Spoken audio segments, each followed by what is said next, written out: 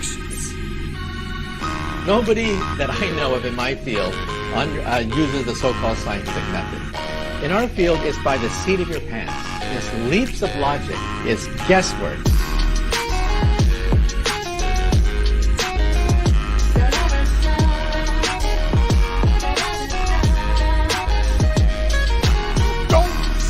You don't see the curvature of the earth. That stuff is flat. GLOBEBUSTERS taking over. Bye bye, moon man and rover. Now social media. God, sorry, but your ball is dead. But your ball is GLOBEBUSTERs taking over. Gotta ride this roller coaster, but the truth is getting closer. Sorry, but your ball is dead. But your ball is. Get the shovel for the spice hubble, piecing up the puzzle. Need a burst your bubble. Evil gonna crumble, yeah. Sit down, be humble. Got the ball, you better fumble. You'll get mad, cause at this fight involves your uncle.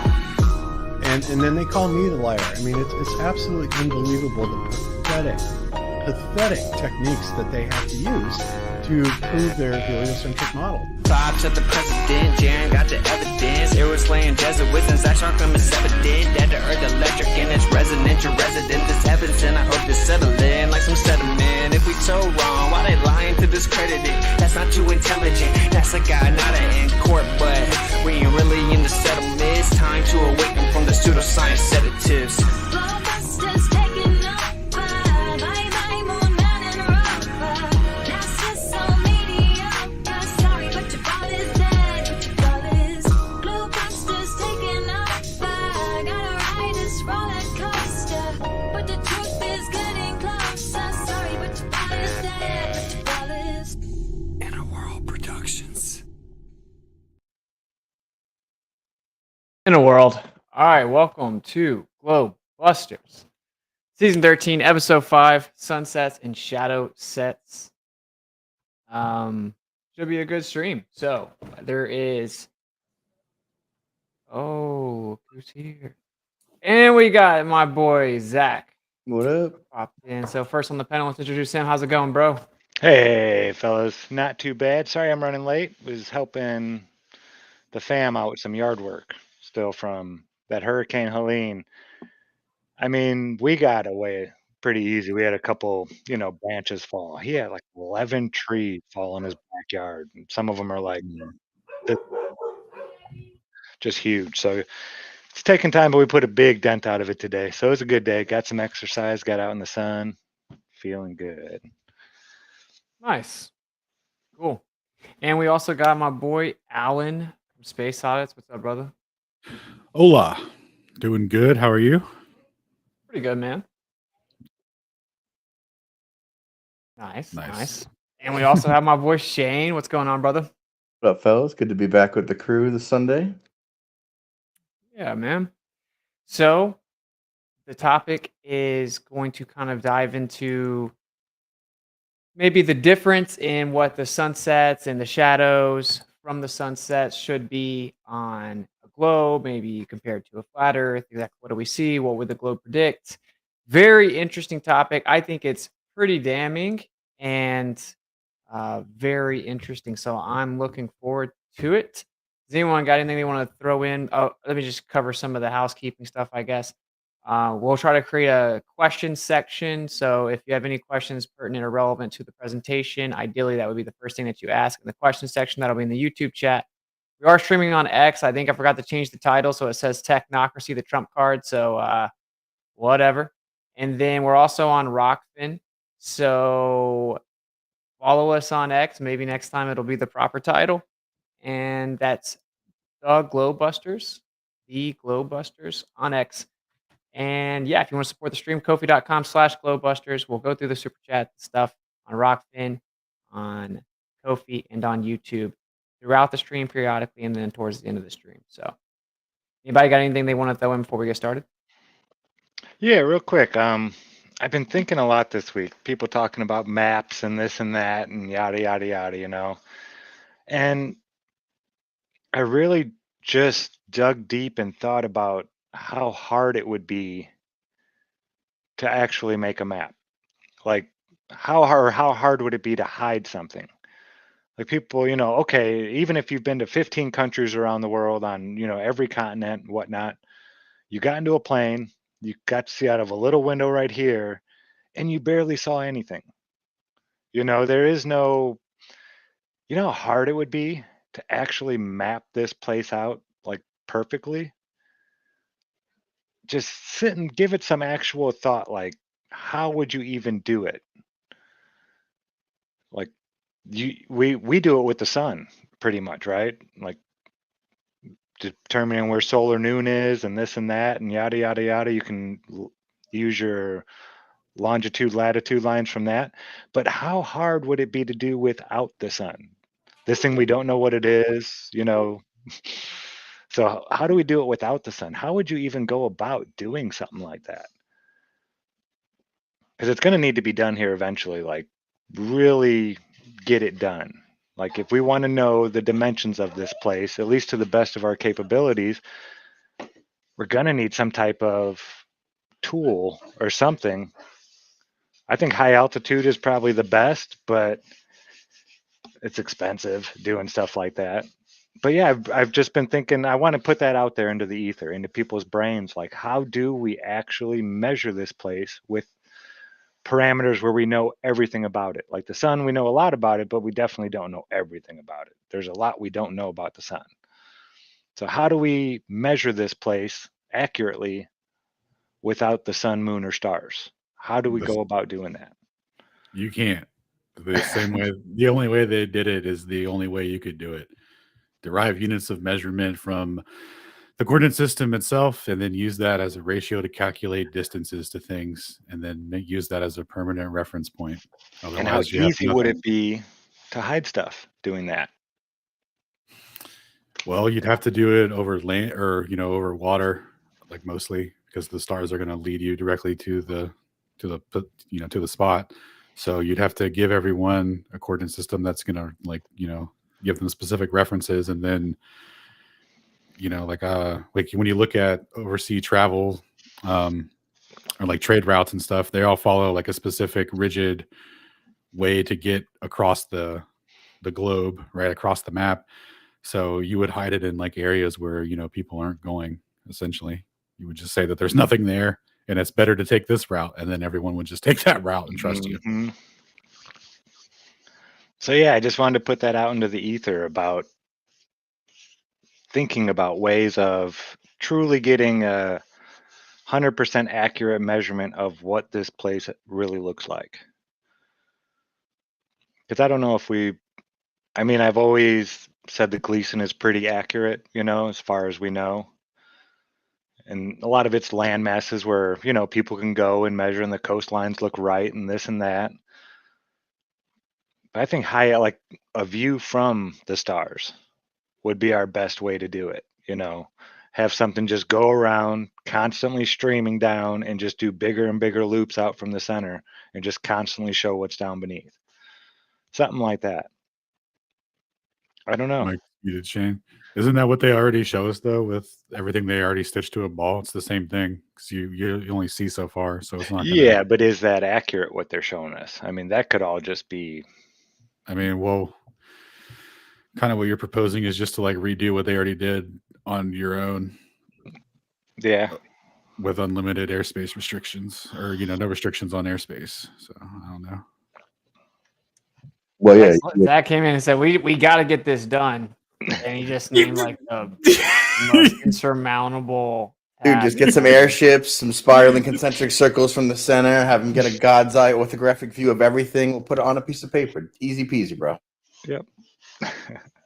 No, we would need a ground-based coordinate system. Right now, I was talking about longitude lat. That's based off the sky. So you can correct to the sky in the absence of the ground. We would need the inverse, right? We would need just for the ground. What would we build the reference points where anyone geodally can reference it? It'd be tough. Everyone would have to know the land in that case, right? But nobody does. Everybody knows the stars. I think that's why we ended up in this situation. Everyone goes exploring. They don't know how to get home. They're not looking at the land. They're looking up and they go, oh, you know what? Big Dipper's over there. There's my bearing. I'm just going to head eastward and I'll get home. Mm-hmm. Yeah, but that's what I've been thinking about a lot this week. Just Welcome. It's fun. It's tough, dude. Yeah, it's a hard one. But that's all All I right. got. Oh, cool. Okay, so we're gonna jump into the presentation. The presentation is again about kind of like shadows and what we see, what should we see. I think it's very interesting. Uh, yeah, one of my favorite arguments um, against the globe. So looking forward to it, and I'm gonna hand it over to you guys for the presentation. So if you have any questions, throw them in the chat, etc. And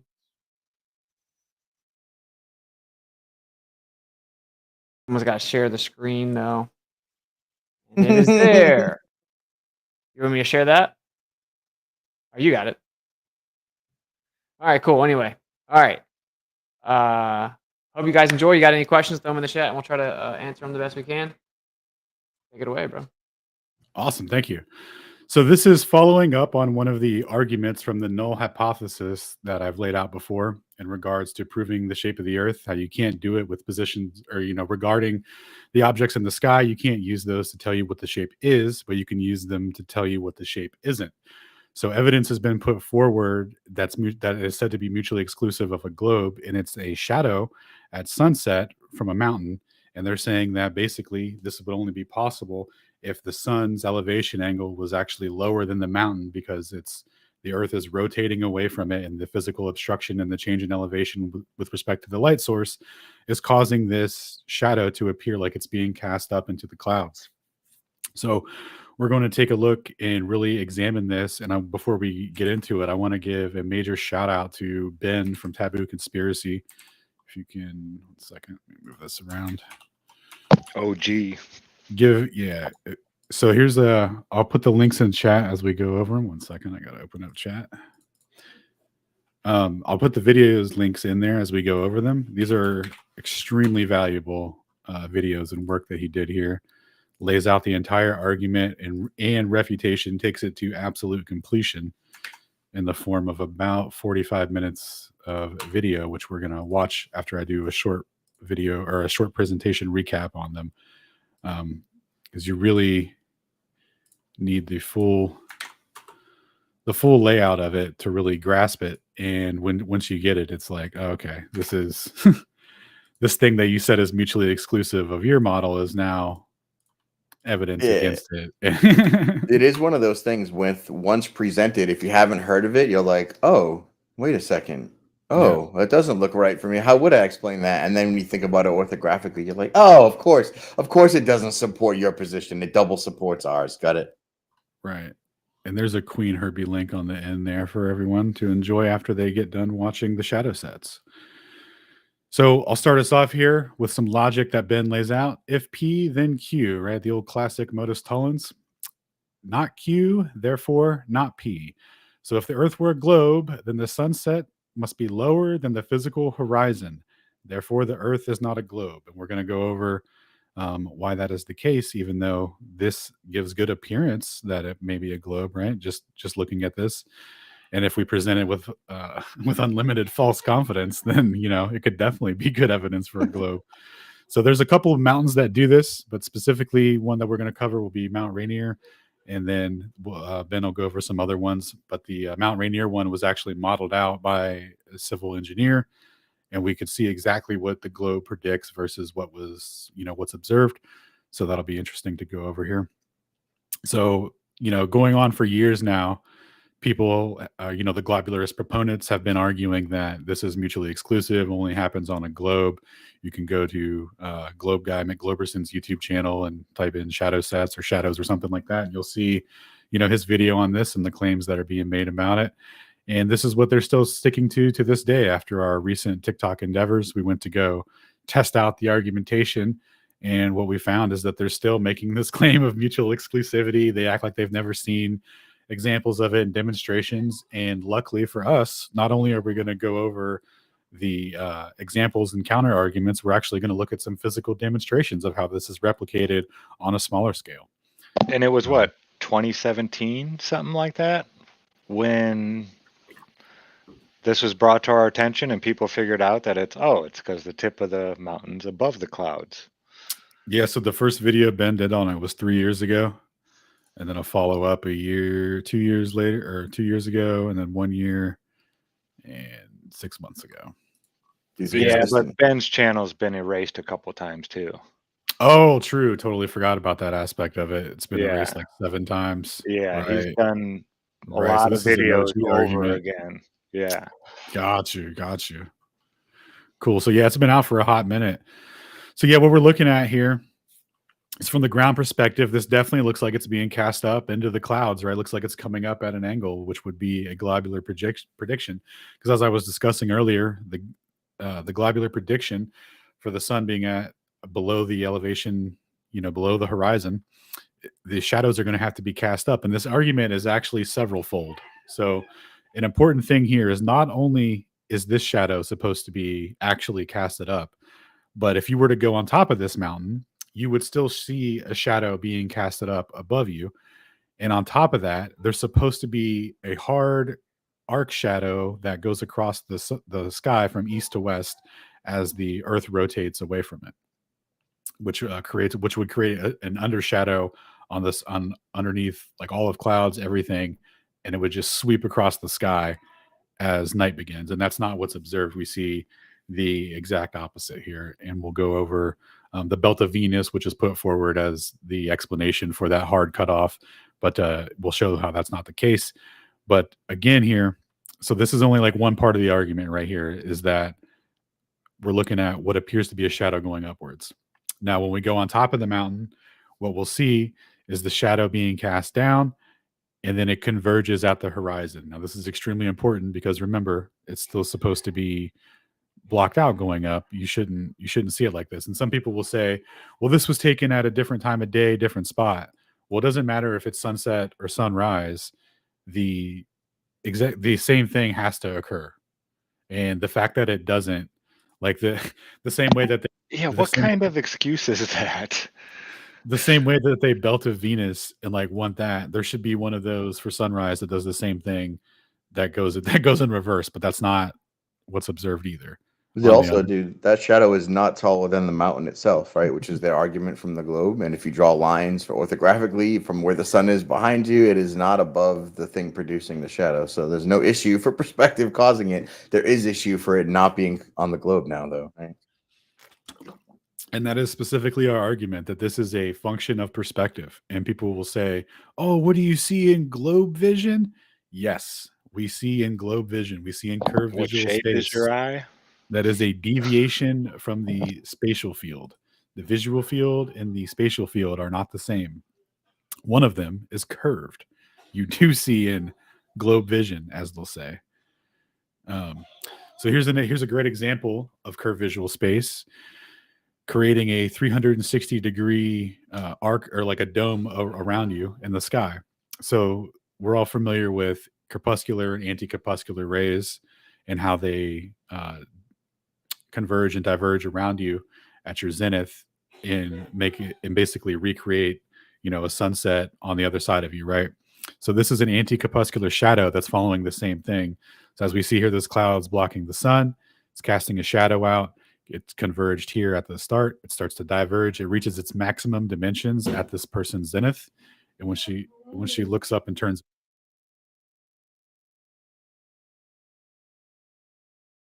oh, sorry about that. Okay. When she looks up and turns around, you can see that it starts to reconverge behind her in the exact same thing.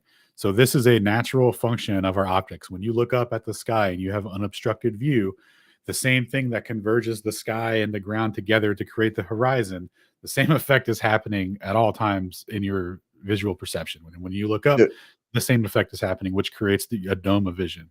Yeah, note that that's model independent, right? Even on the globe, when you think that all light you see from the sun is parallel, even though there's no evidence, no one's ever seen it, you're still seeing crepuscular, anti-crepuscular rays. And your explanation, of course, is, well, it's not actually that way. Perspective is just bending it around you to look that way. So exactly synonymous with our explanation. Yep, exactly. And then so again, we have, angular scaling. As things get further, they get smaller. but their actual distance and size isn't smaller. Like this didn't just magically get bigger. It's always the same size. This is just how we perceive it.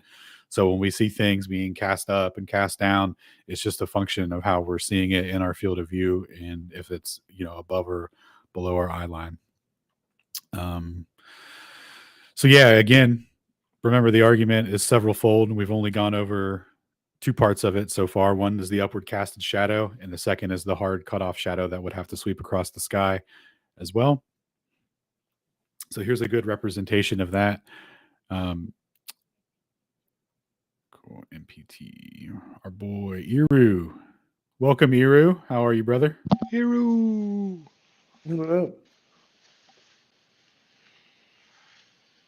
He may be having some technical difficulties. Hello, guys. There he is. Yo, what's up, Hey. Iru? How you doing? Sorry for interrupt. I forgot to block the mic while I enter. No No worries. worries, lad. How are you doing, Okay. Iru? Fine. I'm in Barcelona waiting for my flight to Argentina. It was delayed because maybe on Tuesday I have a public debate here in public television in Spain. So I changed my flight. Supposedly right now I must be on the air going to Argentina, but now I'm on the ground and waiting for the confirmation. Maybe on Tuesday I have this debate. So I'm here. Dude, that's Excellent. awesome. Bro, who are you Awesome, debating? Who and what subject are you debating, sir? Well, of course, how to cook potatoes. Nice, Yeah. nice. Yes. Now, of course, it's about flat Earth, but it based on.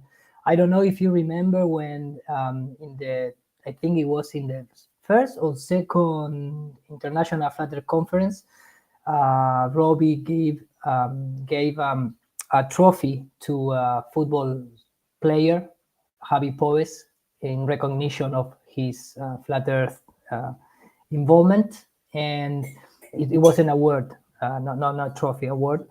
And that guy is still here, is still with us. And the last week he went to some radio shows and keep talking about flat Earth, because he created the flat Earth football soccer team and blah blah blah. And it becomes like a firestorm. All the science, quote unquote, science guys start, addressing how it's possible that in 21st century we still have people talking about flat Earth. And this guy, of course, the soccer player Javi Pobes, is still a recognized guy in the sport, in the professional soccer league in Spain. So Damage Control, the Agent Smith, start getting the headlines, trying to calm down the awakeness of the flat Earth. And the guy he was invited to 3 or 4 really big TV shows, and at the end of every TV show he proposed to, because he's still he's not the best to debate, he goes with the ABC of the flat Earth, but he has a really good character, good attitude to expose the lies of NASA and yelling about all the craps behind the heliocentric model. So sometimes that's more important, Iru. Yes, I mean, yes. sometimes having that charisma grabs Exactly. more people's Exactly. attention. So yeah, that's a good thing. And he had it, and he used it, and used it very well. So this happened all the last week. So at the end of these 4 shows, he proposed a debate with people that are prepared to debate. And one of the program, Accept, is a night program.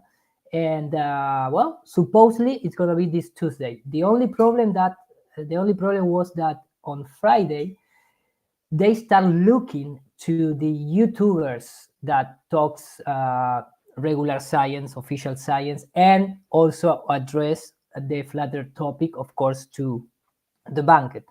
And all those guys that filled the mouth with flat Earth nonsense, they don't accept to come on public televisions and They don't want any of the heat, do they? yes, exactly. So we are still waiting. Maybe someone appears in the last minute to have the debate, and if it's not, of course, Monday I'm going to take a flight, and of course I lose my original flight, so I need to buy another one, and a couple of people help me to do it because it's like $1,000. And I'm waiting here in my friend's house as usual, and waiting till tomorrow if something happened to have that debate. Well, I hope you get to have it, and even if you don't, even if nobody agrees to come on, that's still like a win, you know? Yes, Yeah, much respect, dude. yeah, it's going to be important because, like I mentioned, maybe it's a little different of United States because you have so many TV channels and you have like 400,000 million of people living in the United States. But here is only 40 million people. We have just 5 or 6 public TV channels, and this is one of the biggest one, and it's in the prime time show because it's around 10 p.m. to. It's going to be a debate like an hour and a half on public television. Wow, that's Dude. awesome. That's Yes. such a great opportunity, man. You're gonna Exactly. So crush. yeah, so I hope it's maybe I'm not like Austin or like you, man, Alan, to have all the numbers and the equation, but it's not needed because it's also need to be like a friendship debate for the people, to the audience in the homes understanding. You know, you cannot go on television. right. You need to make some shows on circus, and you cannot do it like a super full equation because nobody going to understand it. You know. Right. Yeah, that's awesome, man. You're gonna crush. So thank you, and I'm enjoying the show, and sorry for the interruption. Oh, you're good, bro. Yeah, we were just talking about shadow sets and different and the properties of shadows on a globe versus a planar Earth where the sun is always above the horizon, and the different geometric predictions that they make for the shadows. Yeah. Okay. Great topic. Yeah. And then after I give the rundown on this, we're just going to watch the whole series unfold from Taboo Conspiracy as he laid it out for us. All right, so here what we're looking at here is that hard cutoff shadow that's supposed to sweep across the sky from east to west as the Earth rotates away from the sun. And then in addition to that, you know, shadows from mountaintops, etc., would be cast upwards at the same respect. But what occurs is not isn't that. Now that's the 1 second. And you know, I tested this on real time in my C4D software, and it matched this hypothesis. I'm not going. Of course, the hypothesis that support that the shadow cannot be above the Right. the object. So I tested on real time, and at least in that part, it's match the prediction. Yep. So at the beginning, where I said that this argument was several-fold, and there was a couple of components to it, we went over the 2 already, which was the constant upward shadow for mountain peaks, not just having it go down and showing that it's perspective, and then the hard shadow cutoff. But in addition to that, the properties of shadows on the ground for objects, casting them, they will have to cast shadows higher than the objects themselves. So for example, on a globe, as the sun sets, these pillars casting a shadow on this wall will cast a shadow that exceeds the height of the pillars themselves. And the same, this window casting a shadow will cast a shadow higher than the window itself. And it will maintain a constant rate as it climbs up the wall for the shadows at the 15 degree per hour rotation. There won't be any slowing down of the shadow or anything like that.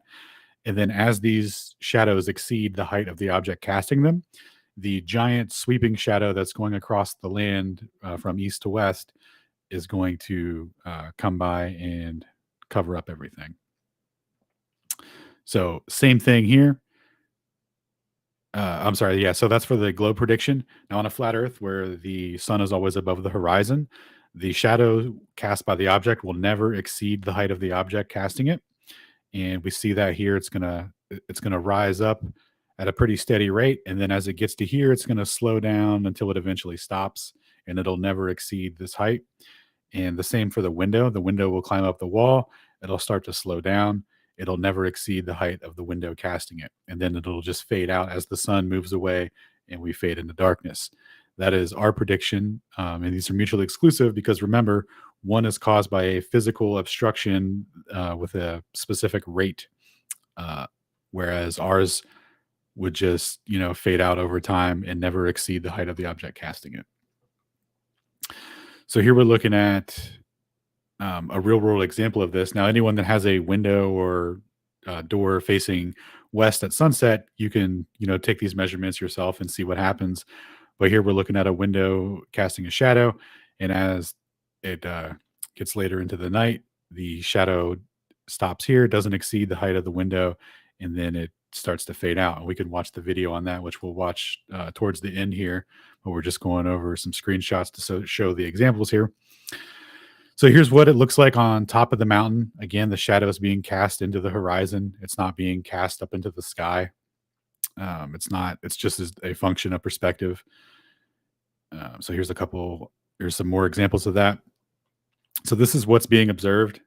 You can kind of scale this out. And as you get further away, this is going to get more elongated and get more to the, it's going to be longer. So again, this is what we're looking at. Same thing. Now the light source is moved off screen, but the angle there is producing a shadow that's, going to go across the sky there. Now on a globe, remember the sun is going to be lower than the object casting the shadow. So the shadow has to always be higher.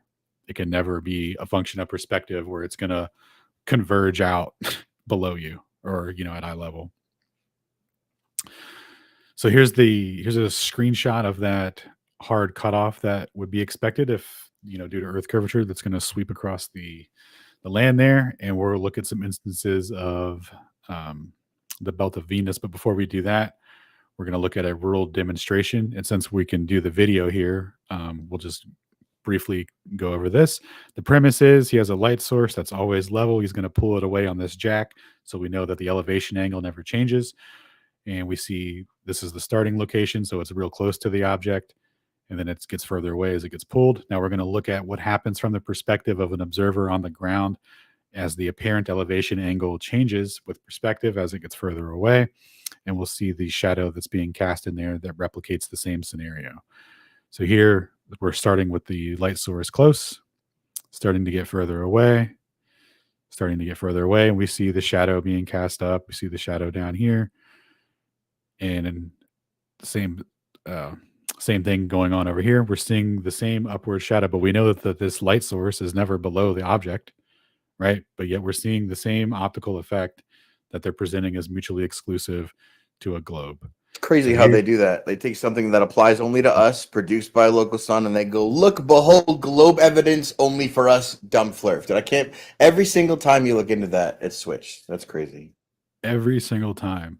So with that said, if there's any questions or whatever, make sure you shout them out in the chat there, and we'll collect them all and go over them at the end of the Prezi here.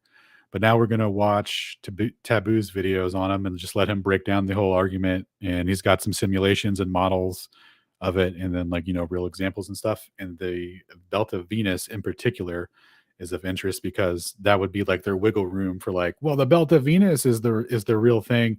And he's going to show exactly how that's not the case with the weather balloon. So we'll go ahead and bring up footage here. Start with this.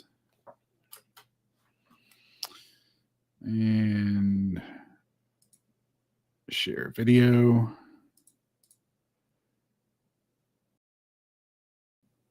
All right.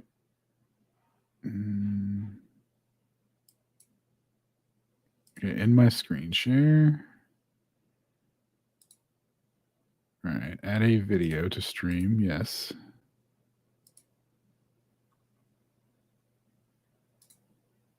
One second, and I haven't shared a video here before, so. For the last few years, Globe propagandists. Wow. Oh, perfect. That's even better than I expected. Nailed it. All right, here we go. Let me bring this over to the front.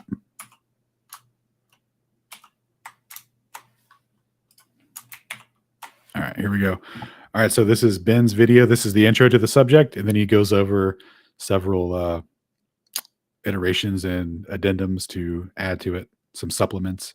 So here we go.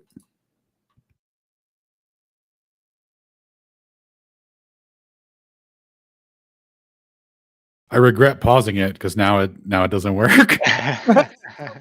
Now it's over. Oh, it's because I closed it, I think, maybe. Give me 1 second. We'll try this again.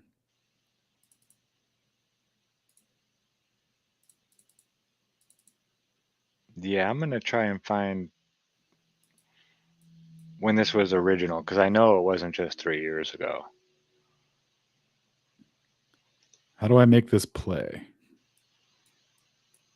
I'm not sure. I haven't shared on this one yet. Well, sometimes you are sharing the media, right? Yes.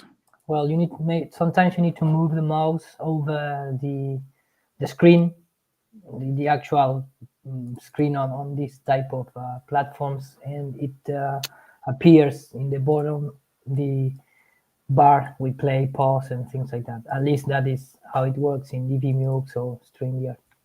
I don't know here if this is the case here. But maybe you can stop sharing and reshare again and appear the bar of the buttons. Good call. Let's try that. Yeah, I found one that's 8 years old. Oh, wow. See, I remember this came up quite early in the conversation.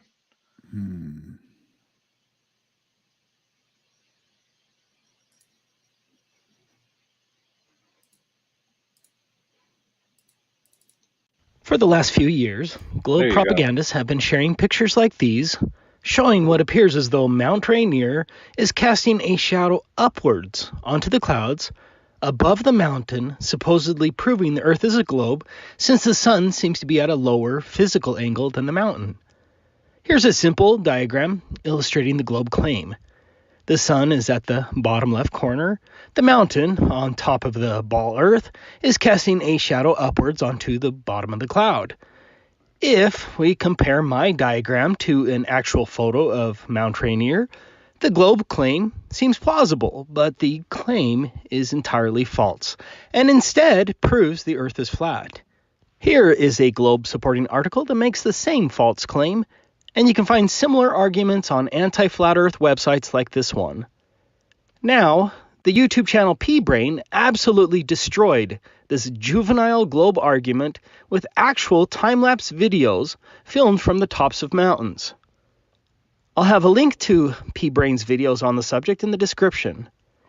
In short, based on actual time-lapse footage filmed from the tops of mountains, mountains always cast a shadow downwards onto the clouds.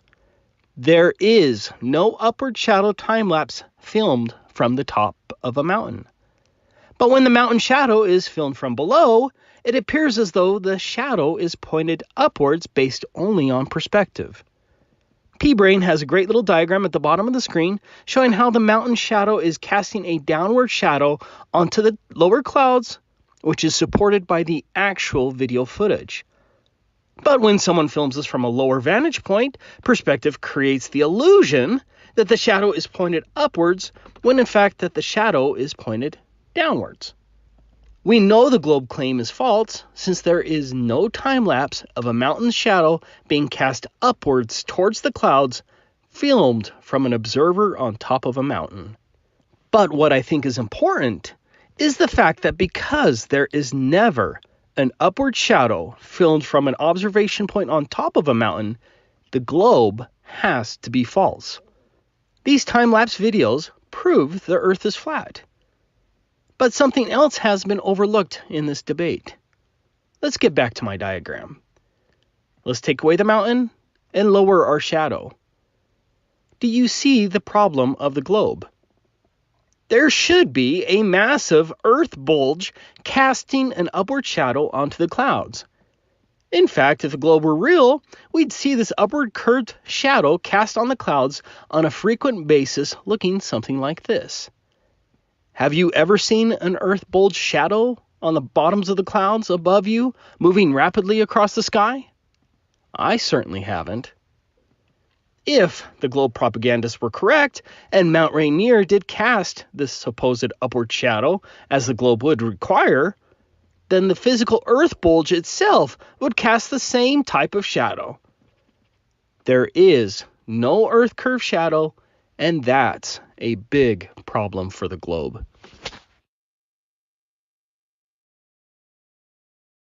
So great introductory video to the subject. Right on the face of it, everything he said, checks out and will be argued to completion as he goes over the amendments, but pretty straightforward, right? Like nothing too crazy there. But when we see like the fact that they try to make the argument that, oh, well, the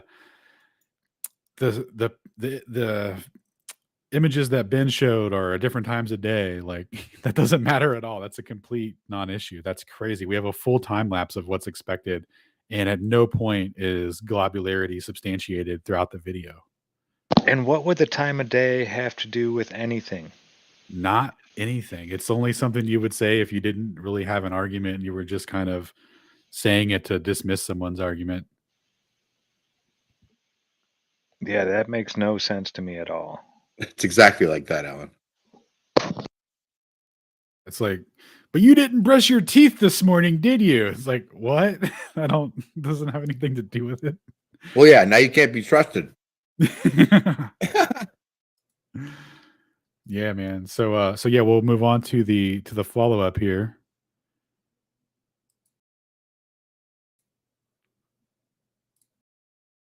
And big shout out to Taboo. This video will be a supplement to my last Flat Earth Proof number 16 video.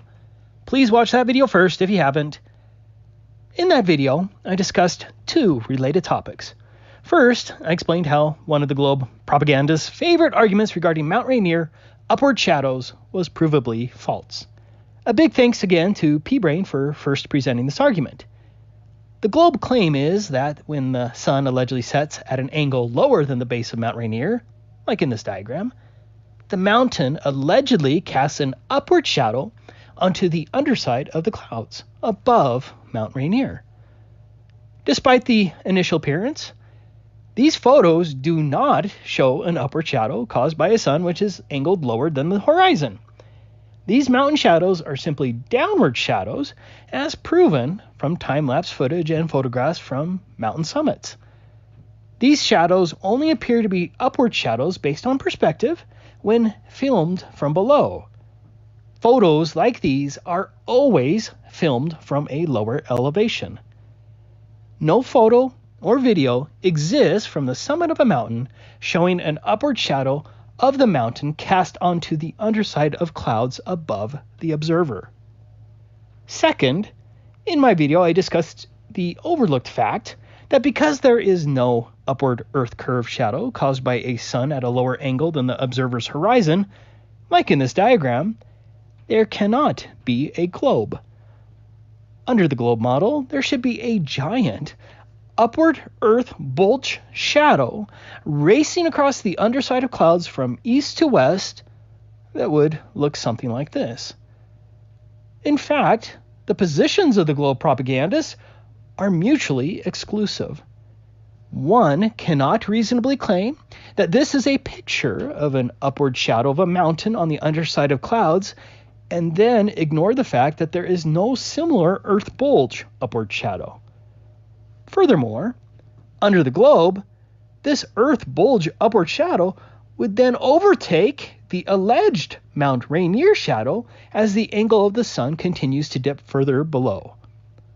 Obviously, this has never happened. The globe proponents have responded to my video with this video from Propagandist Bob, and I assume it's the best counter-argument they could come up with. Of course, many of you will not be shocked about this, but instead of actually addressing what I thought were my too easy to understand arguments, Bob instead resorted to misrepresentation, red herrings, and deceiving his viewers. Regardless, Bob's sleight of hand and dismal failure to actually address my 2 points only confirms the weakness of the globe propagandists and gives me the opportunity to address this no upward Earth curve shadow, flat Earth proof in more depth. Let's begin with point number 1. This is not an upward mountain shadow. Here is a clip from Bob's response video. Now, there was a flat earther by the name of P-Brain and I that went round and round on this about a year and a half ago, and it got so bad that P-Brain actually falsified some of his evidence to try and prove me wrong. Nobody bought it. Now, Taboo Conspiracy is trying to go down the same path with this, and that is that he put up some ambiguous pictures of the shadow of Mount Rainier being cast on the clouds above it. Now, every single one of them showed the shadow starting at the peak of Mount Rainier, because that's his argument, that the mountain is actually above the clouds rather than below it. So I thought that I would show this one right here. I think that anybody that is honest with themselves can see very clearly that that mountain peak is well below the cloud level, and the shadow is being cast upward onto the clouds. There's a continuous cloud deck over the mountain. The shadow is clearly angled upward. Bob first claimed that I somehow only used ambiguous pictures and avoided this special photo that he's using. Sorry, Bob. I used a lot of photos of the same event, and here is the same photo you used that was actually included in my original video. I didn't avoid anything, but I'm willing to call that mere sloppiness on your part. Secondly, and more importantly, Bob completely avoided P-Brain's argument by again using a photo from below Mount Rainier to repeat this juvenile globe fallacy. Despite the appearance, that shadow is being cast on clouds below and maybe slightly horizontal to the mountain peak. There is no shadow being cast above the mountain onto the underside of the clouds. If you look closely, those clouds in the shadow are likely slightly below the two highest points of Mount Rainier. You can see it's just the two highest points of the mountain casting the shadow, as the shadow lacks the width and features of the entire mountain. The lighting and perspective only create the illusion that the clouds are above the mountain. Even some flat earthers would claim that the sunlight is instead reflecting off of the ocean water and casting an upward shadow. Although plausible, they're mistaken as well. That's what I thought. How can I say this with came around certainty? back in the day. I even made a You just video need to about apply some logic It looks here. convincing, man. If this mountain shadow were an upward shadow caused by the sun being at an angle lower than the base of the mountain, as claimed by the globe proponents, then this event would frequently happen at both sunrise and sunset, depending on where the mountain is located. Thus, many mountains if you were all on over the top of Mount world Rainier would happen. at sunset, you'd see that upward shadow above your head on the bottom of the clouds, well above your vantage point if the sun were truly angled below the base of the mountain. But this upward shadow never happens, and Bob certainly did not provide any evidence otherwise. This is called negative evidence. It is the absence of what should happen under a given set of circumstances. And this is key. The observer must be at the very top of the mountain. If the observer is below the top, then there will be a perspective illusion of the shadow being cast above the mountain. For example, you can't look at something like these light poles and claim that since this light pole appears taller than this light pole, that this light pole must be physically actually taller. The only way to truly determine respective sizes is to place yourself at the same height of the light pole. For you flat earthers who think this is showing a reflection of sunlight off of water, resulting in an upward shadow, then please show me this upward shadow being cast on the underside of clouds filmed at the vantage point on the peak of a mountain. Doesn't happen. Fortunately, a lot of people like to take pictures and videos on top of summits at sunrise and sunset because it looks awesome.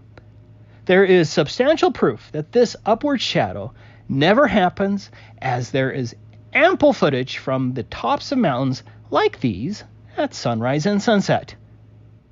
As you can see from multiple photos, videos, and even time-lapse videos filmed from the correct vantage point on the summit, the shadow of the mountain peak tip only extends to the horizon line, which is based on the position of the photographer, so long as the observer is at the very peak of the mountain. As a contrary example, if there was snow blowing above the observer, then the shadow of the blowing snow will appear above the observer's horizon, like in this photo. Do you see the difference between this photo and the others? The observer here is below both the peak and the blowing snow, which again creates the illusion of an upward shadow. I really do like looking at these long mountain shadows. This video demonstrates what some call the longest shadow on Earth. I'm not sure about that, but it's beautiful. Here's an actual video of Mount Rainier's shadow. Notice again where the shadow ends, at the horizon. This one was filmed from Mount Hood in Oregon with a drone. How many of these do you actually need to see? I can't help the willfully blind and soulless lying propagandists who will continue to deceive. Obviously, Bob and his minions aren't going to concede the issue because they'd have to give up on the globe. Bob will continue to evade the argument and show pictures taken from below the mountain and pretend as though he has proven his point. But for the honest, objective, reasonable person, you must reach the obvious conclusion. There is no upward mountain shadow being cast on the underside of clouds as proven from ample photographic evidence filmed from the tops of mountains. But let's get to part 2, which is my primary point. No upward globe bulge shadow proves there is no globe. Here is Bob trying to explain the issue. He actually gets the first part right, in that this is a testable criterion and will prove it either way, sphere or flat. Well, this seems like rather interesting evidence. This is a criteria, a testable criteria that Taboo Conspiracy is putting out for the flat Earth. So, if my understanding is correct, and you guys check me in the comments if I'm not, if we see this, that would be evidence of a spherical Earth. If we don't see it, that wouldn't necessarily rule out the spherical Earth. But the bottom line is, if we do see it, the Earth is clearly spherical. He's trying to do a null You were close, hypothesis, Bob, but he's you didn't failing. Get that last part right. Let me rephrase your statement to make it correct. If we see this, namely a giant Earth bulge shadow moving rapidly across the bottom of the clouds from east to west, that would be substantial evidence of a spherical Earth. If we don't see this, then that would be substantial evidence the Earth is not a sphere. Does this upward curvature shadow happen? Has it ever been filmed? Has anyone ever photographed an obvious Earth bulge shadow traveling rapidly across the underside of clouds as the sun's angle lowers with respect to the observer's horizon line? This shadow would be overhead and would move quickly from east to west as the Earth supposedly rotates at 1,000 miles per hour. This same quick movement would apply to the alleged Mount Rainier upward shadow, and again, that doesn't happen. Maybe a mathematics or AutoCAD guru can give us a rough time frame of how long this Earth bulge shadow would be visible if we indeed lived on a rotating ball with typical overhead clouds. I think it would be quick, but I'd like to see the actual number. But I've made a couple more rough diagrams to illustrate the point further, because it really seems as though the propagandists are having a difficult time understanding this. For example, here's Bob either misunderstanding or misrepresenting my argument as his model has the Earth shadow wrapped over the clouds. Anyways, here's Charlie Brown standing on top of the ball Earth as he's supposedly starting to lean backwards away from the setting sun. The sun angle is coming in from the lower left corner, represented by the yellow arrow. If Charlie were to turn around to the east, he'd theoretically see the Earth's bulge shadow starting to hit the underside of the clouds. Now, we're a little further into our sunset, and the sun's angle is now lower with respect to Charlie. Charlie's shadow is a little longer, and the upward Earth bulge shadow should now be moving across the bottom of the clouds, traveling quickly from east to west as Charlie continues to allegedly fall backwards at 1,000 miles per hour. Now, Mr. Brown is entirely in the Earth shadow, but the Earth bulge shadow should still be hitting the bottom of the clouds and will continue to do so until all of the visible clouds are eclipsed by the moving shadow. If Charlie were to look up, he'd see the upward Earth bulge shadow running across the clouds, looking something like this. Of course, my illustration is showing a perfect example where there are clear skies to the west and clouds to the east, but this should still be a frequent event. visible at both sunrise and sunset. Also, if you add in some extra clouds in an airplane, shouldn't we get some interesting shadows on the underside of the visible clouds, rapidly moving across the sky? Simply stated, there is no evidence that the sun's angle ever gets lower than the horizon, which unequivocally proves the globe faults. Does Bob provide any evidence of this giant globe curvature shadow moving rapidly across the underside of the clouds from east to west? Of course not. Instead, Bob simply points out the obvious fact that the lower atmosphere to the east, that's to the east and away from the setting sun, is darker, with a pinkish hue above it. This pinkish hue is referred to as the belt of Venus, and it certainly does not prove a globe Earth. Let's hear a small clip of Bob's argument. You can see an area of dark sky with an area of pink sky above it as you look to the east. That is the anti-twilight. But let's go back and look at the photograph again. What is this area of darkness right here? We are rotating into the shadow of the Earth. This is the shadow of the Earth. Exactly what Taboo Conspiracy is asking to see. Did you catch it? Bob just lied. Here it is again. Exactly what Taboo Conspiracy is asking to see. No, Bob, I thought I was pretty clear. I asked for evidence of a giant globe Earth curvature shadow moving rapidly on the underside of the clouds, which would be strong evidence of a sun that is angled lower than the horizon of a spherical Earth, the lack of which is strong evidence that the Earth is flat. Bob's fallacy here is known as a straw man argument. Bob clearly misrepresented my easy-to-understand argument in order to try to defeat it. It's shameful and pathetic, even for Bob. Let's be clear. We all know the atmosphere gets darker away from the setting sun towards the east, and we all understand the globe claim that night is allegedly caused by the Earth's shadow. That is a red herring. We flat earthers have a much different understanding of what is causing that darkness in the east and subsequently nighttime. And it's not the Earth's shadow.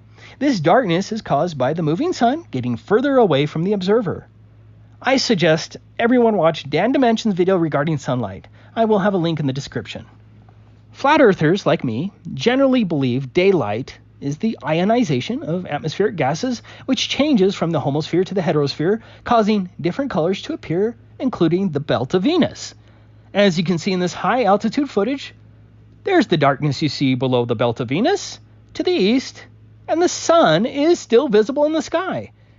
The sun's reaction with atmospheric gases of the sky is limited in distance, and that's what causes your darkness to the east. I agree with Dan Dimension and the flat earth theory that the termination line is the outer edge of the sun's plasma field, which matches this footage perfectly. But this issue has little to do with my original argument. If anyone is honestly interested in understanding how the sun possibly sets on a flat earth, there are many good videos out there, including this one from Rob Skiba, this one from DITRH, this one from P-Brain, this one from me and Good Times for All, and this video of mine that explains my theory of how the sun sets on a flat earth. I'll have links in the description. But let's get back to Strawman Bob.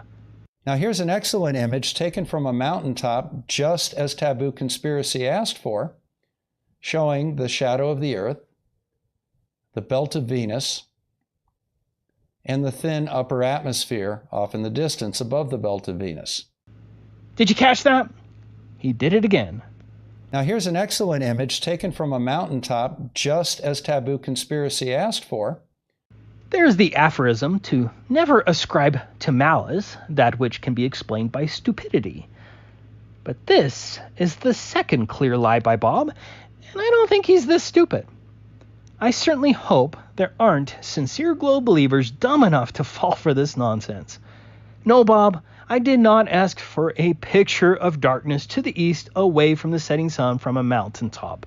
Bob has taken the part 1 argument that there is no photograph of the alleged upward Mount Rainier shadow from the vantage point of the top of a mountain and misrepresented that argument to debate whether darkness is visible to the east during a sunset from a mountaintop. Again, we all know it gets darker to the east away from a setting sun. let's get to Strawman Bob's laughable conclusion, and hopefully this will be the last time you hear this joker on my channel. Here's our situation. Taboo conspiracy, you put a challenge out, and I have met it. You wanted to see the encroaching shadow of the earth. I showed it to you. You wanted to see it from a mountaintop. I showed it to you.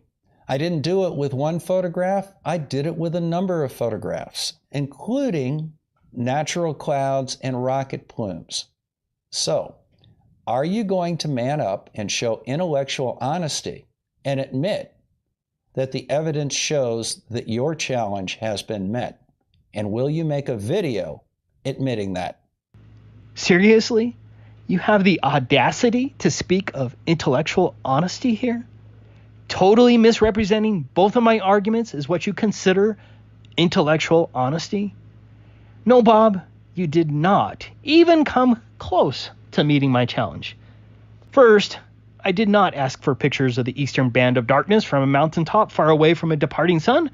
I asked for proof of the Mount Rainier upward shadow from the vantage point of a mountaintop, which is the only correct position to determine whether there is such an upward mountain shadow. Of course, this upward mountain shadow does not exist, and there are many videos and photographs filming both sunrises and sunsets from the tops of mountains showing exactly how the tip of the mountain's shadow ends at the horizon line so long as the observer is at the summit. I don't know how to make that any simpler to understand. Second, I did not ask for pictures of easterly darkness at the horizon and the belt of Venus, the opposite direction of a setting sun in the west. I asked for proof of an upward Earth bulge shadow racing across the underside of the clouds from east to west as the globe model and your claim regarding the supposed upward Mount Rainier shadow demands. I want to see proof of this unmistakable upward Earth bulge shadow zipping across the underside of clouds. If the Earth were a globe and the sun were truly angled lower than the horizon, then we should see this unmistakable upward bulge shadow frequently. The Earth bulge shadow does not exist. The sun is never angled lower than the horizon, producing an upward shadow. Ergo, there is no globe. Of course, I don't expect Bob to acquiesce and admit he's wrong, as he would have to admit the globe faults. I do expect Bob to continue to misdirect, lie, and present strawman arguments, as that is what liars do. Nevertheless, Bob did unwittingly give us another clear look into the intellectual dishonesty of the globe propagandists. In addition, Bob's utter failure to counter these flat earth proofs only evinces how intellectually vapid the globe position truly is. Exactly what Taboo Conspiracy is asking to see. Now here's an excellent image taken from a mountaintop, just as Taboo Conspiracy asked for. Taboo Conspiracy, you put a challenge out, and I have met it. Are you going to man up and show intellectual honesty and admit that the evidence shows that your challenge has been met? And will you make a video admitting that? Dude, how intellectually vapid of him. That's a good video by Ben. Dude, what a banger. Goes over all the key points. I think we say something similar, dude. He said it nicely. Your position is intellectually vapid. It's almost like, you know, it renders you stupid. You're not stupid, you know, but you have a position that is so stupid that it itself renders you stupid. The position which you have to defend requires you to. Exactly. You know. Super unfortunate. See if I can bring up the, what was that, number 2? That was the amendum, right? So now we're going to watch video number 3, where we have Ben and an engineer modeling out what the globe predicts versus what's seen. Hello everyone. Today I am going to share a very important video. If you find it as important as I do, then please share it with all of your family and friends. In short, we are going to show with 3D modeling software how sunrises and sunsets prove the Earth is flat. Of course, flat Earth doesn't mean there aren't oceans, mountains, valleys, terrain, etc. The term flat Earth means that there is no Earth curvature, no globe, no ball, and no outer space. In other words, reality. A huge thanks to Paul for making the video you're going to see in a few minutes. Paul was inspired to share the truth, and he has stepped up and spent a long time using his expertise to develop this model without any compensation. Paul is an engineer and computer graphics artist who owns a 3D product animation studio. He contacted me a few months back wanting to do some 3D animations for Flat Earth. Paul and I worked together on this production. If you like his work and want to talk to Paul about 3D product animations or any other 3D content, he specializes in technical product animation. This is Paul's email address for business inquiries. I also want to thank Shadow Reveal, who is an architect who was instrumental in providing advice in making this presentation. According to the official narrative, sunrises and sunsets aren't caused by the sun moving through the sky as it appears daily.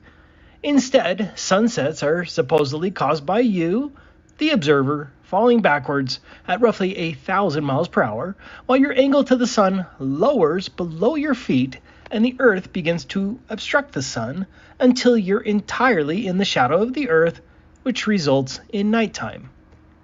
Under the official story, the term sunset is actually a misnomer, because the sun isn't doing anything as you allegedly rotate away from the sun.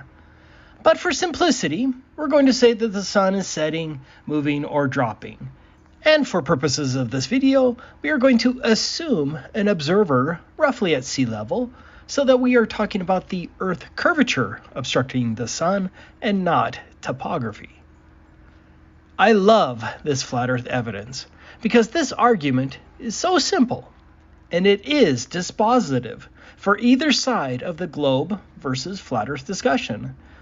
If the globe were real, then the sun must set at an angle lower than the observer's position until the sun drops physically below the observer's feet. That is the simple official narrative.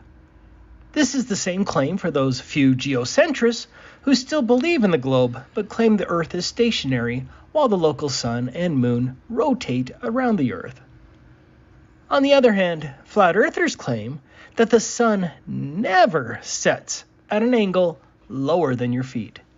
Generally speaking, flat earthers claim the local sun does not physically rise and fall, but simply travels further away from the observer. The sun's apparent setting is caused by perspective and the limitation of the sun's light. What's important here is that, according to the flat Earth model, the sun cannot actually travel below the flat Earth and will never be angled below your feet. For those who like logic, this is a classic modus tollens argument. If P, then Q, not Q, therefore not P. If the Earth were a globe, then the sun must set lower than the physical horizon. The sun does not set lower than the physical horizon, therefore the Earth is not a globe. What started all of this was the fact that many globe propagandists have claimed that shadows, like this one of Mount Rainier, are showing an upward shadow of the mountain being cast by a sun that's below the physical horizon. Remember, these globe proponents are claiming the sun is lower than your feet, below the Earth's physical bulge, proving the globe. In fact, what you're seeing here is the top of the mountain casting a shadow on clouds that are physically below the peak. Due to perspective from a lower vantage point, it only appears as though the mountain shadow is angled upwards. Just like these power lines, the power lines aren't growing in size. They're the same size, but perspective makes it look like they're getting bigger. We can say this definitively because there has never been an upward mountain shadow filmed from the apex of a mountain. What's ironic is that this mistaken globe evidence just became the death knell for the globe.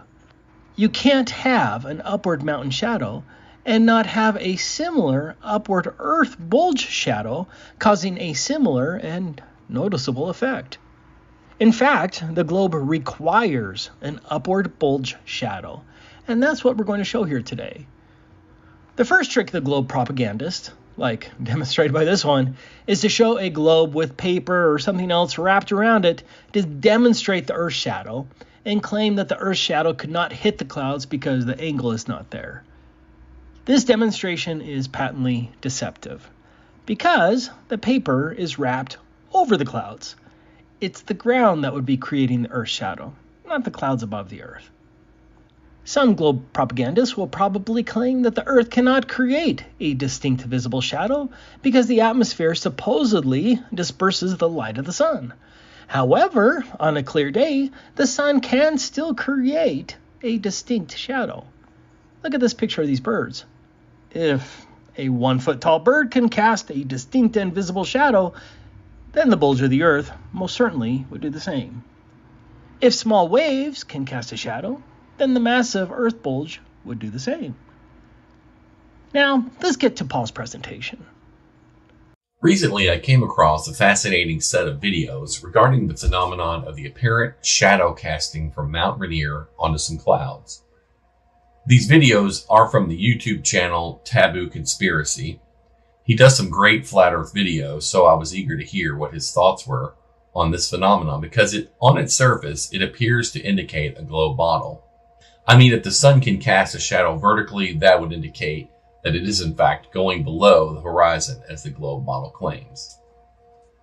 In this video, he showed this image. Basically, if the Earth was a globe and the sun was falling over the horizon as the Earth spins, we should see the globe shadow itself shine up on the clouds.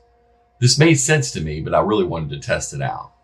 So, with my background as an engineer and a CG artist and my familiarity with computer graphics tools, I set out to mock this up with the intention of seeing if this would actually happen. Oh, awesome. One challenge with 3D programs and space-type projects is scale. Given the supposed distance of the sun being approximately 150 million kilometers or 93 million miles away, and with the Earth with a radius of 6,371 kilometers or 30,959 miles, these sizes are too great to work with in most typical computer graphics programs. This experiment, the nature of typical CG lighting in a, quote, realistic render package is problematic because they typically have a light intensity fall off baked in. As you get further from the subject, the light intensity has to dramatically increase. At the distances proposed by this globe model, the CG programs really can't adequately represent them. The early days of CG lighting, there was a concept of it's called direct lighting, which basically the light doesn't lose power based upon distance. The light itself also has parallel rays and is supposed to simulate the sun from far distances. Luckily, we can replicate the sun in this experiment with a direct or infinite light. See here the harsh shadows that are cast, and as I move the light away, there is no effect on lighting intensity or the shadow sharpness. What does affect the shadow is the angle of the light. So this will be adequate for this experiment. So I built the model with two known caveats. The model would be scaled and the sun would be a direct light with the infinite parallel rays. Overall, this is not a compromise because the experiment is really to see if the globe/ball would also cast a shadow on the clouds as the sun went down. It's really important to build a replica as much as necessary. These principles are really about angles, line of sight, etc. So the essentials to do this, in my mind, were as follows. A scaled Earth globe, a suitable light source such as direct CGI, a cloud layer, a scaled version of the mountain, and really the approximate location and orientation of this photo, the point of view from which this whole thing took place. So the next question was, where was this photo actually shot from? Looking at the site, you can see Mount Rainier in the background. Another prominent feature was the building just in the foreground. It's next to this small body of water. It turns out that it is the Theus Landing Waterfront Apartments. Also, another noticeable feature was the Tacoma Dome in the middle ground just to the right. And then just in front of that was the East 21st Street Bridge. So with all of these locations determined, I could look at a map now to try and approximate this photo location. So looking at Google Maps, we see here the Tacoma Dome. And if you pan a little bit north, you'll see the East 21st Street Bridge. And if you pan a little further north, you'll see this building here that's shaped like an E. It's the Theus Landing Waterfront Apartment. And if you look at the ground photo of the building, it is in fact the exact building. So, if you pan the map up in the line of sight direction, you'll find this building here, which is the Tacoma Sign Company. So while I can't be 100% certain this is where the photo was taken from, it's definitely precise enough for this experiment. So if you zoom out over the whole entire site, this area is what I needed to replicate and build in 3D. Looking at the overall map of this site, we can get some rough dimensions from the location of the photo to Mount Rainier. The distance away from Mount Rainier is approximately 68.2 kilometers or 42.37 miles. You can also see a Google Map 3D view of the site with the prominent features in the frame. So here's the sphere Earth model scaled 1 kilometer to 1 meter. You can see here the radius is 6,371 meters. As we zoom way down into the model, we'll see Mount Rainier. All of this data for Mount Rainier and Tacoma are from DEM data sources, and they have been scaled to 1 kilometer to 1 meter. Now zooming over to Tacoma, you can see the dome, the East 21st Street Bridge, the Theus Apartments, and now you can start to see the location where the camera was placed in this model.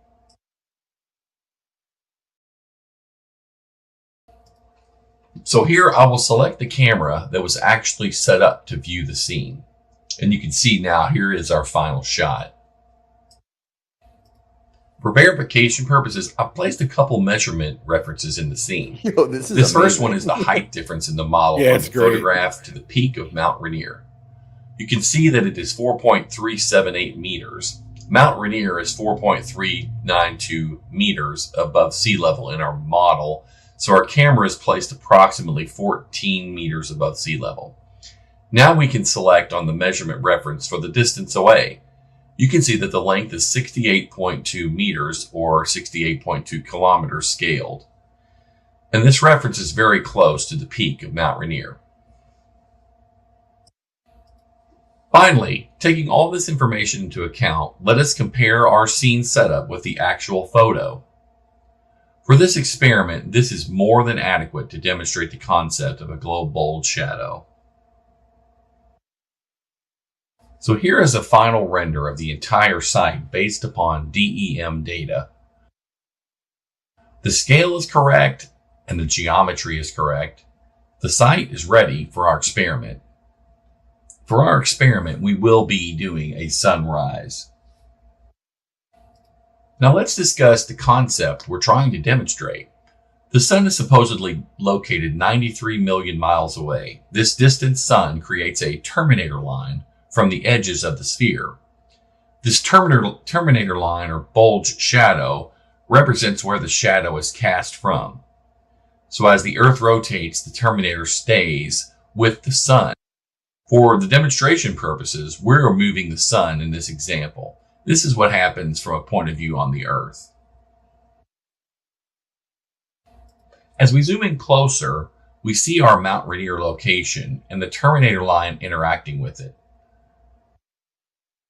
And as we zoom even closer, we can see how the terminator line / bulge shadow interacts with the mountain.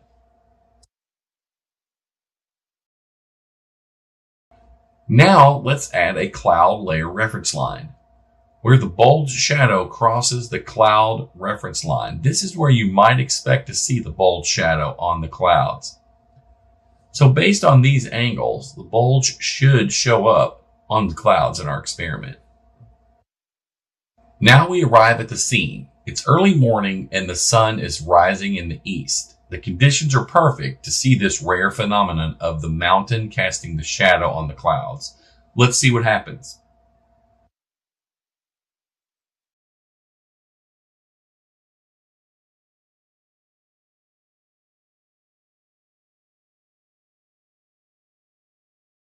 As you can see, as the sun rotates up, it does in fact interact with the spherical Earth and cast a shadow on the clouds from underneath.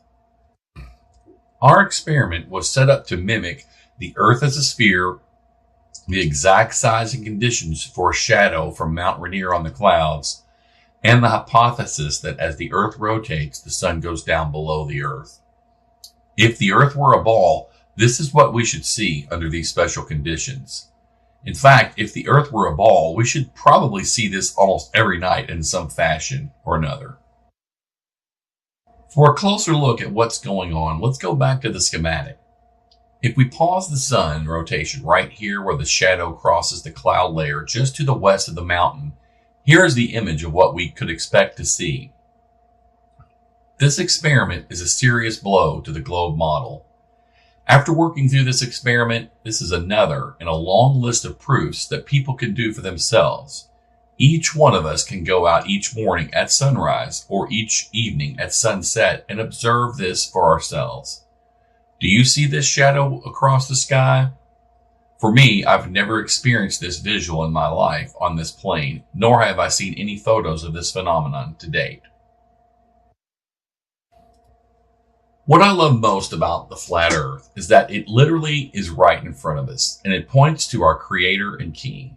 I was always a born-again believer, but flat Earth just adds that much more enjoyment to my appreciation of His creation. Every day when I'm outside, I look at this plane with so much more wonder and amazement, knowing that our Creator is right here, right above us, and we are the center of His eye. I hope you enjoyed this presentation. I'd like to acknowledge Taboo Conspiracy and Shadow Reveal for their very helpful direction and contribution to this experiment and video. God bless.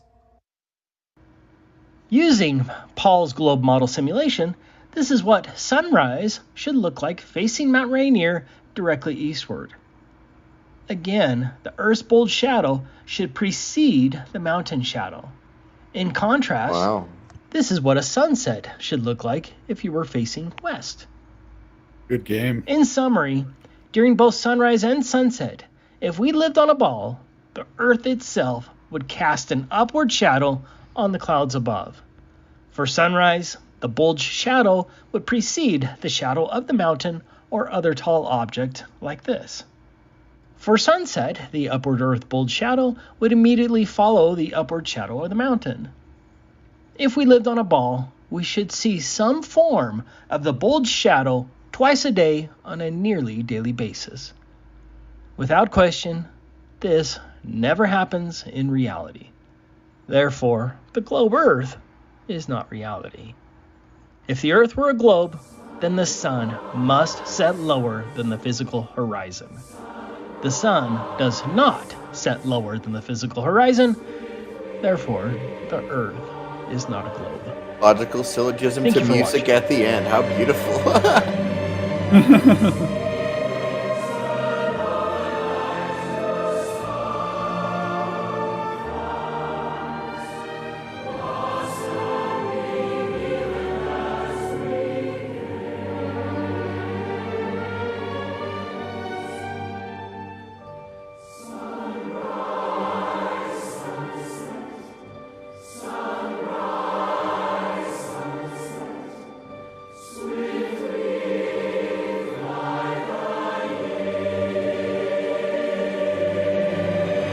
Alright, gonna need a glober to the throw in a heavens 3D declare the model glory the of other God, way. and the firmament showeth his handiwork. Day unto day uttereth speech, and night unto night showeth knowledge. There is no speech nor language where their voice is not heard.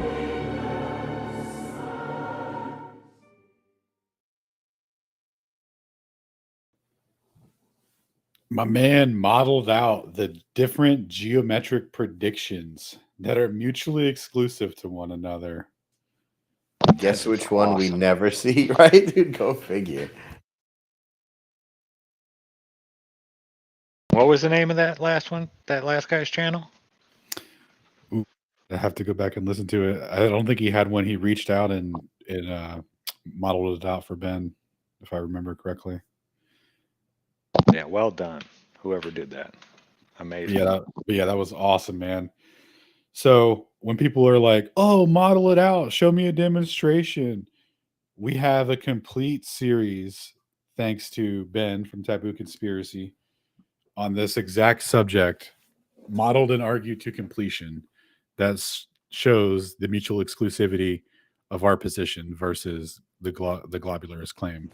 Yeah, that model is going to get cut out, gift up, and then packaged and ready for easily dissemination, especially on TikTok. So it could be like argued to completion in under a minute. Like, here's the model. Here's what we don't see. Here's what we see. Case closed. Yep. And remember, that was just one part of this, right? Because there's still other predictions for ground shadows, which we're going to go over the modeling for now in the next video. And then we'll play out the visual demonstration, and then we'll have live Q&A for a little bit. So if anyone wants to ask questions or come on for a little bit, there will be a Q&A section at the end for that. And I'll put the link out. Have you guys seen the shadowing of a sphere over another sphere? Yes. The Pepsi symbol that it makes? Mm-hmm. Yeah, okay. Just making sure, because I know that was an old one too. That was from way back in the day. Yeah, that one blew my mind. Yeah, there's a really good video on, I think it was from our boy Kyle Adams, who did different shadow projections on different surfaces, like using a sphere versus a plate and stuff like that, and seeing how the shadow would project. And the eclipse shadow doesn't even match like a ball projecting on a ball. It's crazy. But yeah, we'll go ahead and continue on.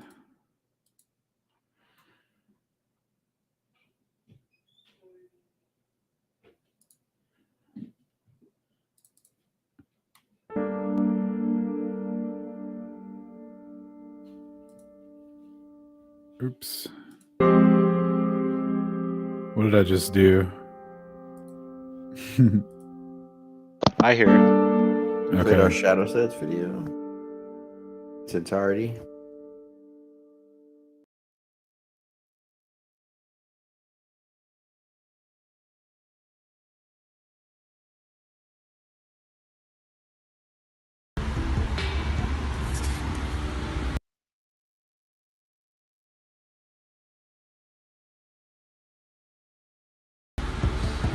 Pull this jack back.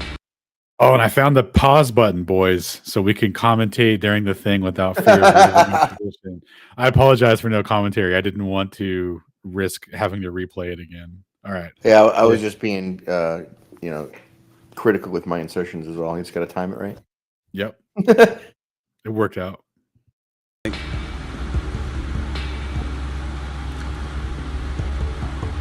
Flat and level.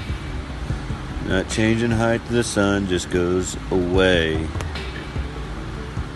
You will see from the other angle that it goes down due to perspective. As it goes down, as the sun sets, the sunlight hits the mountain and causes the shadow up on top or on the bottom of the clouds. At that point, looky there. Shows the shadow. We'll check it out from the other angle. You can watch the whole shadow as it's formed. Midday. Sun's going away.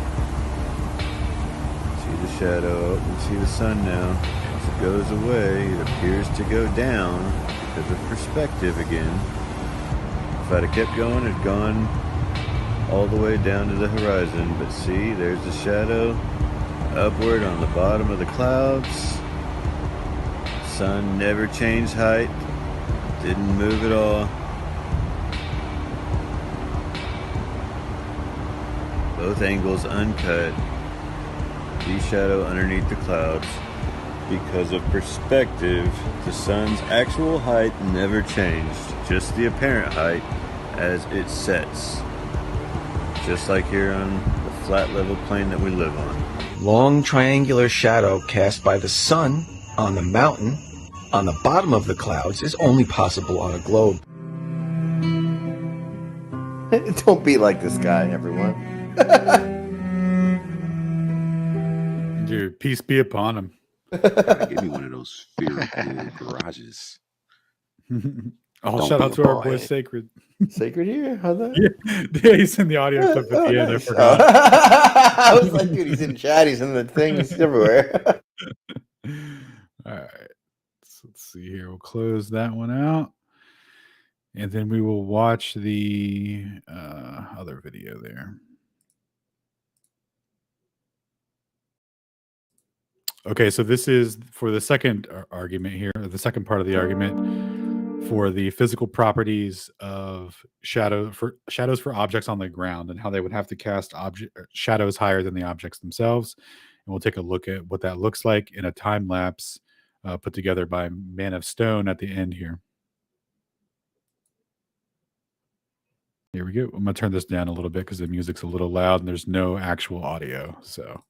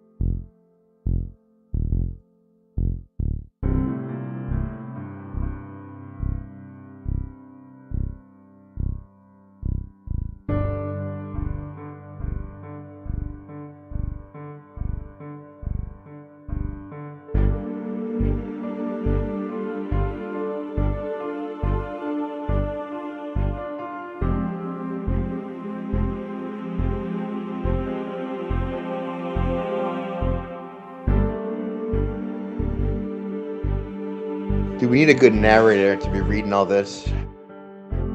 Will remain fixed. In the second animation, the light will be placed closer to the model in order to produce similar starting position shadows. Only the distance of the light from the model will change its height, and all the other objects will remain fixed. How's that? That was great. That was a great narrative voice. Instant respect. Keep it up. Thanks. Pick it up.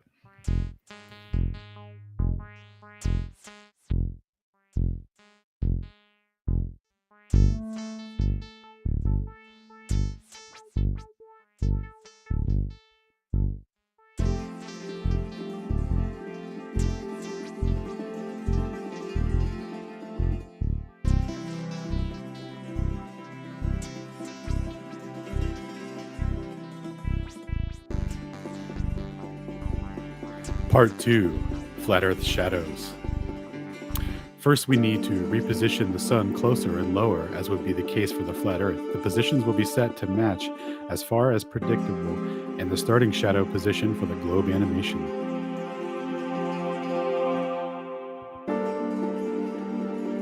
The shadows are not exactly in the same position, but that is not of importance for the purpose of this observation. Let's run the sequence.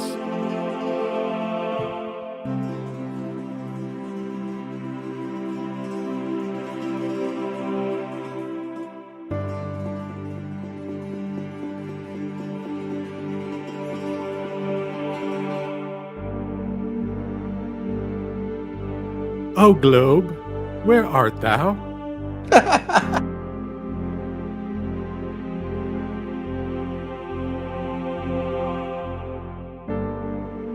Globe model. The pillar shadows accelerate as they pass across the ground. One can be seen rising against the wall at a constant rate as it passes the level of the sill.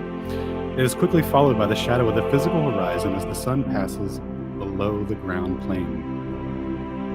The pillar shadow can also be seen within the room inside the window projection. The window head is much higher than the actual height of the window head.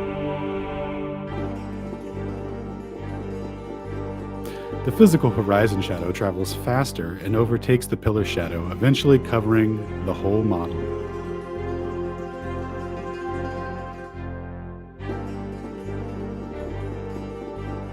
The pillar shadow accelerates as they pass across the ground in a similar manner in the globe model at first. The pillar shadow diverges is exaggerated here due to the scale of the model. The pillar shadow is seen to rise on the wall, but it also starts to slow significantly. The pillar shadow never reaches the level of the windowsill. Similarly, the window projection heads do not reach over the head of the actual window. The lighting level in the scene significantly reduced as the sun moves further away. This is keeping with the inverse square, which is the most important part, the Blender software to construct this model. The dusk effect is not surprisingly absent from the globe model, since the sun maintains its distance as it sets. Quote for setting. What a good pacing you got going on right now. Thanks, man. Conclusions. I believe 4 significant conclusions can be drawn. 1. On a globe, the shadow of an object formed over a vertical surface must rise above the height of the object casting it. 2. On a flat Earth, the shadow of an object formed on a vertical surface can never rise above the height of the object casting it. 3. On a globe, the shadow of the lowest physical horizon from the sea must form on a vertical surface that rises on a flat Earth, the shadow of the lowest physical object will never form a vertical surface which is above sea level. Any shadow of an object which is above sea level will never rise above the height of an object as the sun moves away. 4 very important conclusions.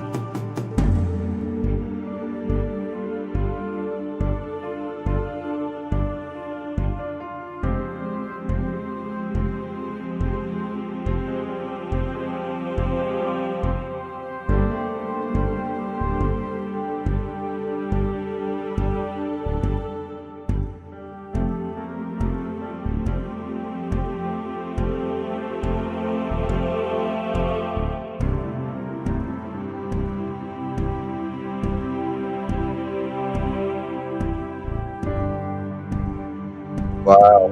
Oh, I gotta clip that out. That's a great one.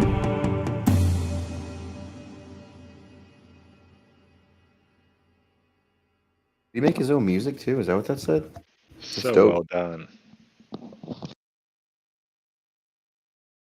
Yeah, he did everything. He was awesome. Yep. It's an awesome video. Shout out to Ben. Shout out to Shadow Reveal who made that. And then now we're watching Man of Stone's time lapse of what happens. So to be clear, the real life test for exactly what the model just showed with the animation and the shadow with the globe and the flat, right? And we're going to do the exact reincarnation of that essentially with this window pane. Yep.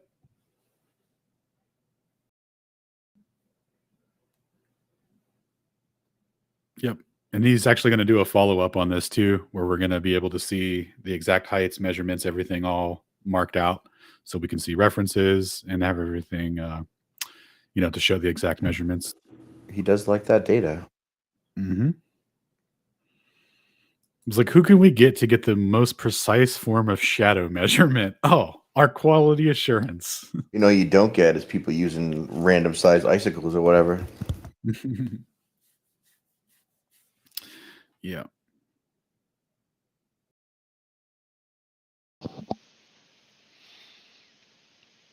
What is he doing? What's going on right now?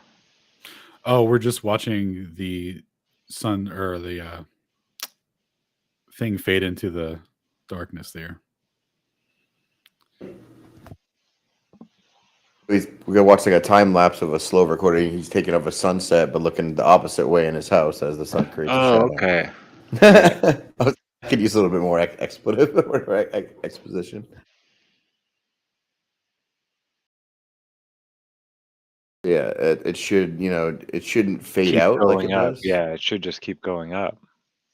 Yep, it should completely exceed that and be up above the wall, and then another shadow should abruptly sweep up the wall and end everything, as was modeled out by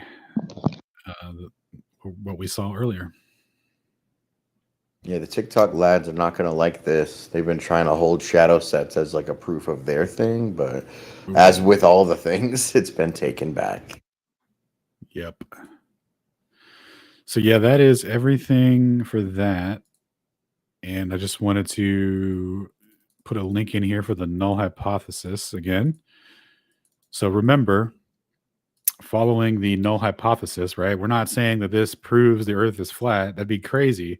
But this proves that the globe is an untenable position to provide a physical mechanism as to explain why day and night occur. So physical Earth curvature is off the table now.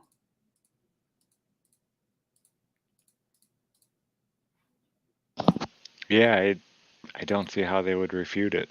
Like you said, you should see this big shadow come sweeping up the wall, and that never ever takes place. Never once. And we have mutually exclusive outcomes due to, what's causing day and night as told to us. I forget what I used to tell myself, because I remember I had our back family room was facing west. It had this window facing west. And right between these two oak trees, like you could see the sun just going down perfectly. And I'd sit there and like kind of, watch the shadow that it would cast on the wall go up to a certain point, but then it would always stop right there. And I remember asking my dad, why isn't, when the sun's going down, shouldn't the shadow or not the shadow, but the light like go up the wall more? It's like, oh, well, there's mountains off in the distance and this and that, and it never really gets to that angle. You never get to see it get to that angle, yada, yada, yada, yada, yada. Mm. Yeah, I had all kinds of questions. He hit you with the old, trust me, my boy, it's definitely there. Mm-hmm. The only one I didn't believe when he told me was the Moonlander. We were standing there at, the Cape Canaveral thing, the visitor center and all that. And they had the Moonlander. This was like the late 80s. And they had the actual Moonlander there, the one they first landed on the moon with. And I remember asking him, I was like, okay, so where's the real one? And he's like, no, that's it. That's the one. No, get out of here. I mean, it really does look like curtain rods and paper mache and stuff like that. I was 9 years old and I didn't believe it. Smart 9-year-old. Yeah, dude, they had me hook, line, and sinker with the moon landing. It wasn't until I was like in my teens, a family friend was telling me about how the moon landing was fake, and I was like, "Nah, you're crazy, bro. Don't ruin it for me." And I Santa put Claus. that, yeah, I just like put that, in a storage closet for like a hella long time. And then it wasn't until, I looked into things like later as an adult, and I was like, dang, he was right the whole time. Like a lot of the stuff that he brought up was, like still stood. So.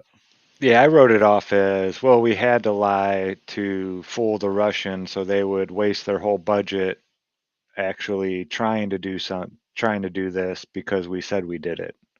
That was I had heard somebody say that, and I was like, well, that makes sense. I'll just stick with that. That's why they had to lie, right? The government would never lie to me They had to do it. like hurt me. Yeah, they had to do it to save us from the Russians. Young and dumb and naive I was.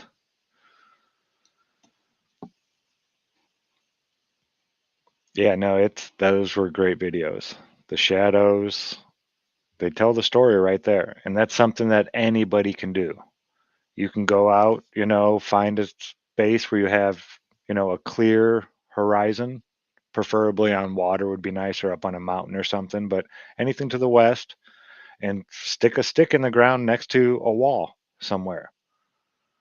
Measure how tall that stick is, go measure up against the wall, maybe even put a little mark, and see if that shadow ever gets higher than that mark on the wall. It's that simple. Yeah, it would be awesome to go to a high-rise building Yeah. facing the west and do it. Mm-hmm. But yeah, that'd be a great way to show that the sun is actually going down, because shadows don't lie.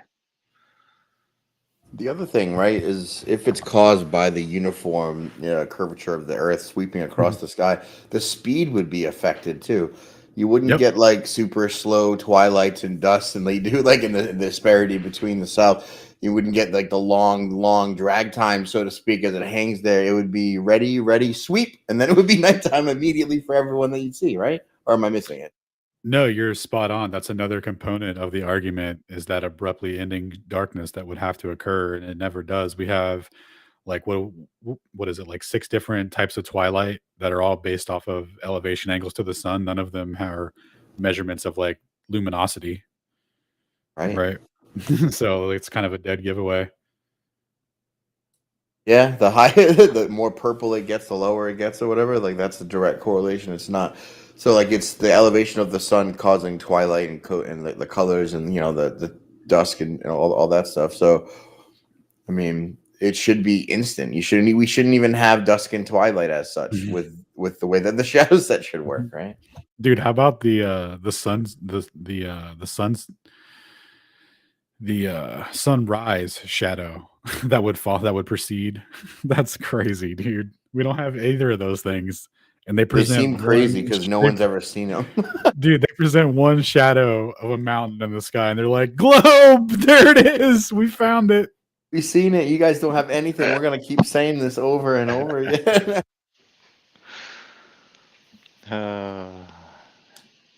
They did that with motion too, though. The things that they think are theirs are not theirs. There's a dude in chat right now doing a thanks, Bob, or whatever. It's like, oh, you're gonna you're gonna take that three ring laser gyro reading. You're gonna misinterpret what happened there. You're gonna misunderstand the exclusivity goes the other way for a measurement at the same latitude that with elevation at the same altitude, literally disproving a uniform rotating sphere as the cause of the measurable motion. I mean, you can continue to wield ignorance as a weapon if you guys like, but yeah.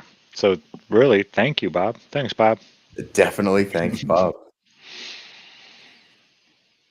Yeah, I was lucky enough to actually witness it. I was there. Chris and Cami and Bob and I. That was a very cool day up on the mountain. Yep. We should all give thanks to Bob every now and then, right? We should reclaim thanks, Bob. They made it a derogative. Let's just make it a positive chant or whatever. Take that away from him too, man. I'm thankful that he taught us about the Sagnac effect. It is the most fascinating thing in physics. Dude, it's the cornerstone upon which relativity distinguishes itself. Moreover, it's the craziness with which they think satellites fly through the sky through a non-rotating Earth. I mean, it's everything. Lo and behold, what he stumbled on. I don't know if he already knew. He's a smart guy. Maybe he already knew. Besides Dayton Miller and Yuri Galev and all the other people since the beginning of the 1800s have been doing and performing those same tests all throughout scientific history. Oh, I got my timeline open right now, dude. Through 1952, through 56, through 60, 64, 68, 72. Like you got Shanklin in 64, you got Chappell in 65, Robert Clark in 71. They're all doing various interpretations of ether wind interferometry and C plus V investigations is how I would dub them. So all of that is heavily linked, heavily inextricably linked to what Bob was trying to measure. So people who nowadays still haven't the slightest understanding and can't pronounce interferometry are trying to invoke things, Bob, and I find it hilarious. Yeah, those guys should, physics needs an overhaul just like our history books do. The history of physics.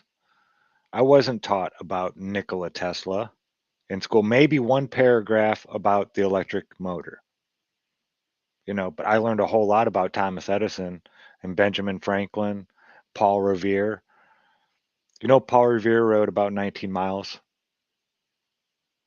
from No. like did not. Cambridge to Harvard is about as far as he went. Do you know the guy who rode 360 some odd miles through Philadelphia and all that kind of stuff? You won't see his name in any history book in a school, not a public school, not in this country. His name was Israel Bissell. He's the one who rode all over the countryside, yelling the redcoats are coming. Oh, the classic bait and switch. Man. Paul Revere rode about 19 miles. That was about it. I took all the credit. Of course he did. The Respect. midnight run of Paul Revere. You know? Yeah, But- that's how our physics books go as well. All the Yeah. people who did all the real work don't get any credit. It's all a bigger, probably like push away from electromagnetic wave theory, so they can do the particle wave duality, when the basis of physics is, atoms and empiricism, and trying to get everything down to the tiniest quantifiable thing, ignoring the field mechanics, right? So like the whole thing about physics is completely rewritten to obscure that. What they do is they'll historically recontextualize what the actual scientists say. Like, so if you read what people said about Newton versus what Newton wrote in his book, like it's a totally different story. And the same is true about most of the historical figures in science, right? What the history books say about them and what they said themselves is startlingly different, I think. Yeah, they don't teach us to research, and it's, I don't know, education needs a big overhaul in this country. Probably worldwide in most places, I would say. I mean, you can spend a whole lot of money and send your child to one of these upper echelon private schools where they do teach, the trivium and the quadrivium, and teach you logic and how to think properly. Those schools do exist, but it's not for the average person. That's how, you keep people under control. Keep them dumbed down and stupid, not knowing how to think. Yeah, I found that going through the history of how these theories and how the math was derived versus like, what they do with the math now is like completely different than how like, it was presented, back in the day. And then when you try to talk about the discrepancies and like the interpretation of the calculations, the people are, that you're arguing against don't want to hear about the history of it. They don't want to hear about equivalences, etc. They only want what was presented to them, in this one-sided fashion where they think they have this nice cohesive worldview, but it's actually like, one of the most intellectually and scientifically bankrupt things that you could be a part of.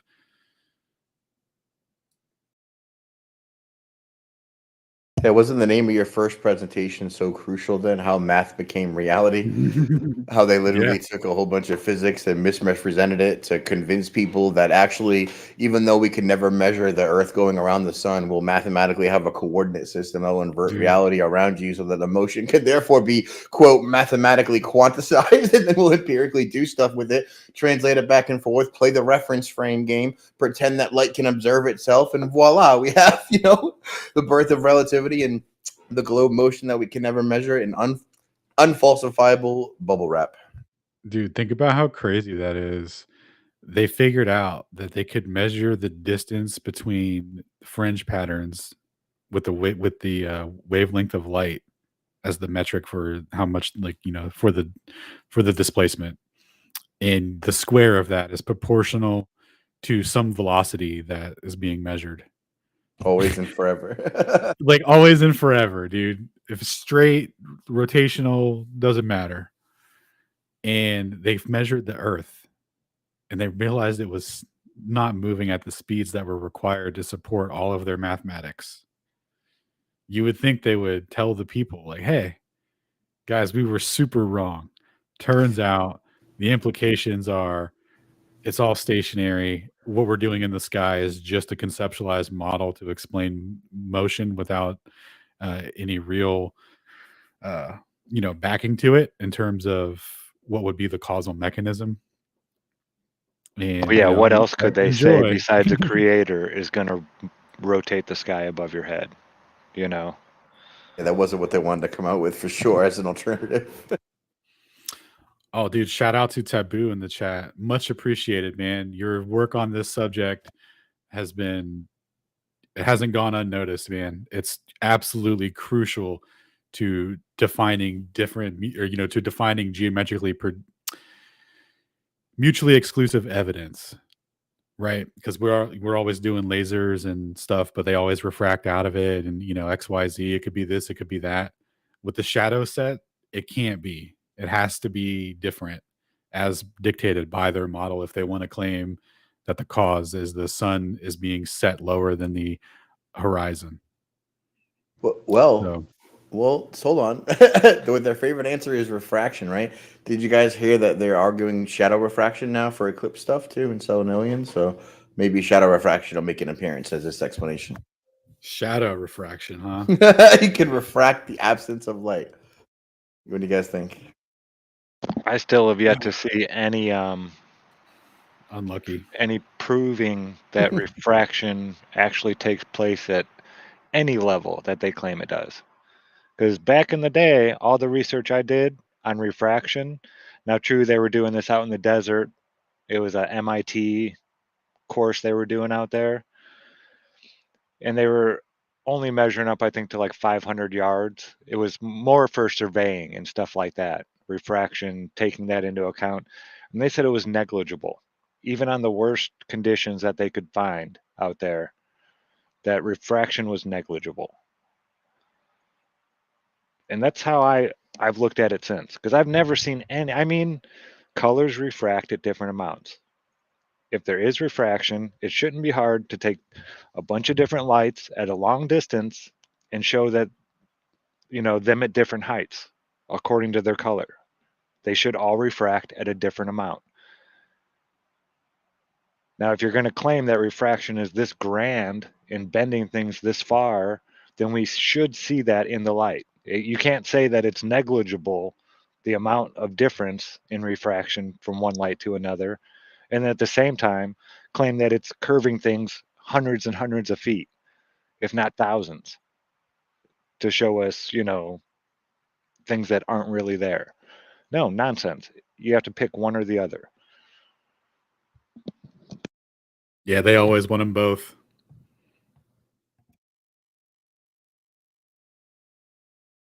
Yeah, shout out to you guys in the trenches, speaking with Globers all the time. I did it for a few years, but I noticed a lot more gray hairs and white hairs popping up as I was doing it. So I was like, It's you know what? soul-wrenching, dude. It is. It really is. So shout out to you guys, man. I appreciate it, because I don't have the patience for it anymore. I've had all the conversations.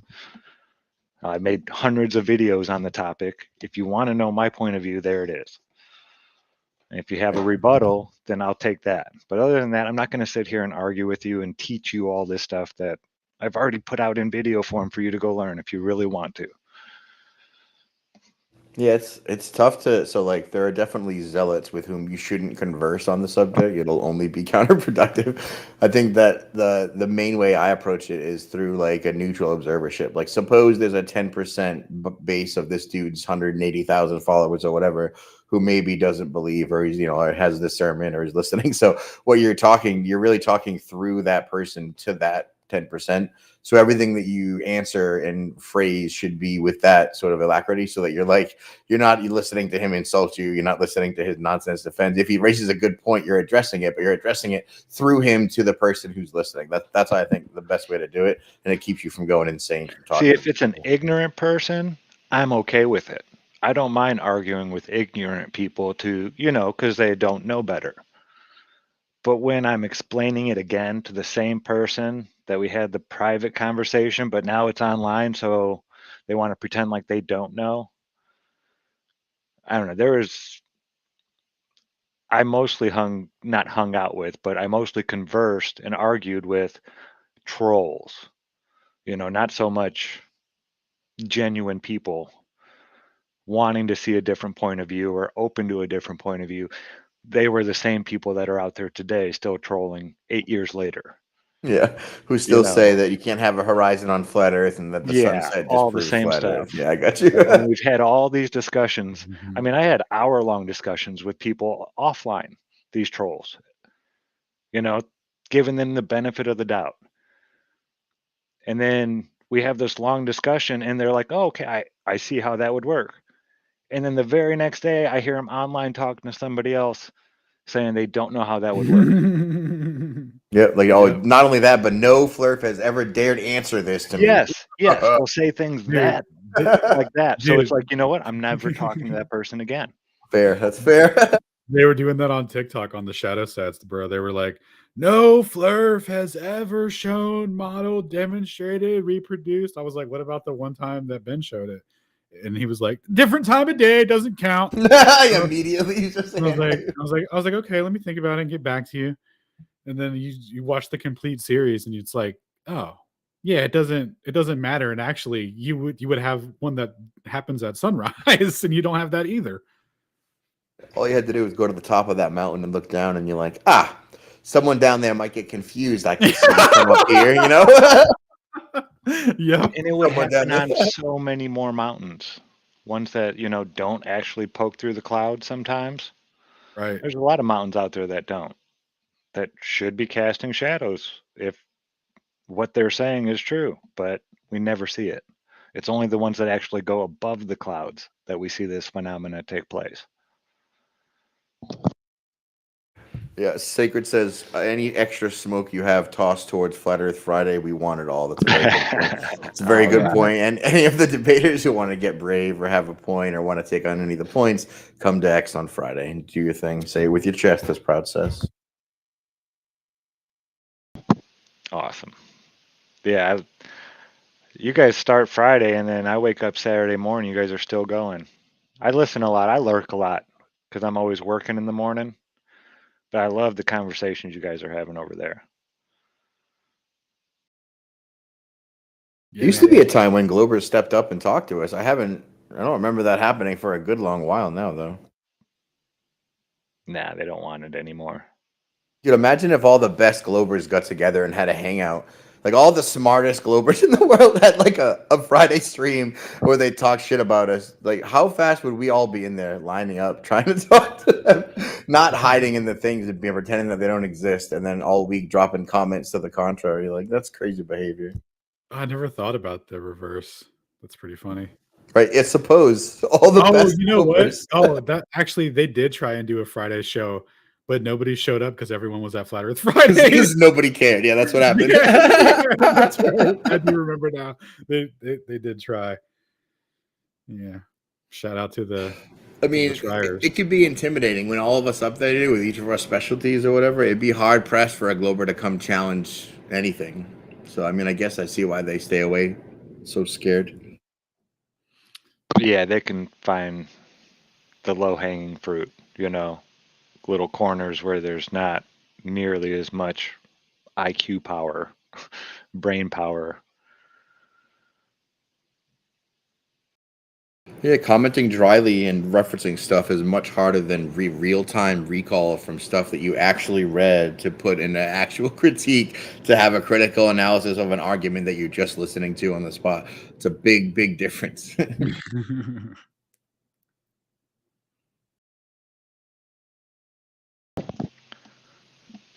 Oh man, a little sore. We were lifting some big logs today. It's been a minute since I lifted anything that was, had some weight to it like that. Feels good.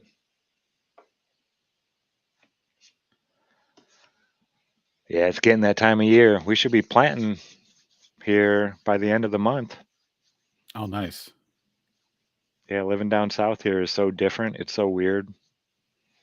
Do you guys have your own chickens? Because they killed all the chickens about a year ago and everyone freaked out. Or actually, nobody freaked out. But now eggs are $10 and people are freaking out. And nobody remembers that they killed all the chickens.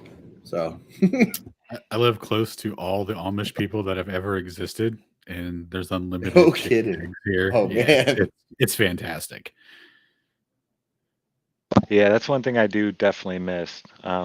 Northern Indiana, especially central northern Indiana, has a big Amish population.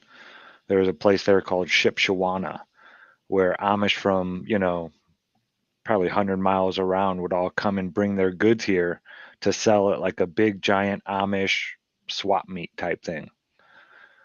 Everything from livestock to really nice handmade oak furniture, huge dining room tables sets and bed sets and all kinds of stuff. They make some amazing, and that stuff lasts, and it's heavy. It's not like fiberwood with a nice little vinyl finish on the out. No, this is solid oak and stuff like that. Just gorgeous. But yeah, and the goods, oh man, all the food that they make, those Amish women know how to cook.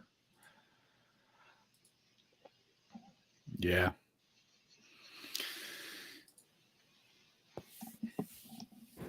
Do we have any questions, Alan? Did you want to read from the chat or anything?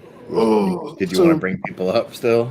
So send out the link for people to join. No one hath joineth, and there are no questions in the chat that I've seen, except for like a couple of people that were like, the Earth's a ball. It's definitely a ball, and it's like, pay attention. This one's important, boys. but I think they were busy typing, so they probably didn't see that. It's not a ball. So, Well, big shout out over on Rockfin to Murray Cole, longtime supporter of the channel. Shot $20 our way. Said another good program. Thank you, Murray. Much love. Thank you, man. sir. Forgot to check the Rockfin chat. Anything going on over there? No. Just our boy Murray. Yeah. There's some people watching, but not a whole lot of action happening in the chat. I don't know. There's one person I never see if they put anything in there. I don't know how Rockfin works. But I can't see. It's not a very nice name either, so I'm not even going to say it. But I know there's a troll that always hangs out on Rockfin. Yep, there's a troll that hangs out everywhere. He just gets to you wherever he can. I think that's him.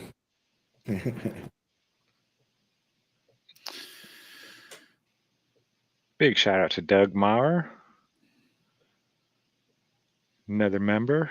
Links to the shadow videos? Absolutely.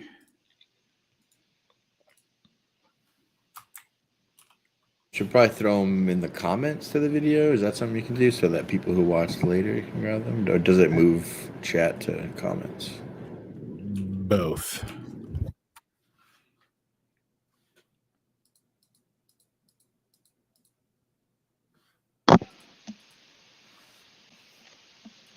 All right, how do I pull up the chat?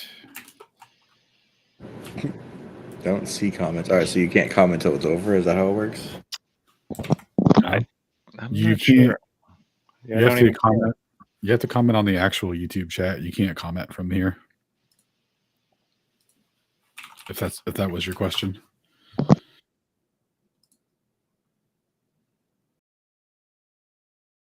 right, let me get these links going. Yeah, the size of the tree that fell. It was like still halfway in the ground. Half the roots were still in the ground. It was this poplar. It had to be 150 years old, if not older. Like, it was nice size round, but it had like huge, like trees coming off of the trunk, like other trees. That's how big the limbs were on this thing. Just enormous old tree. In a world. Damn. There he is. What up?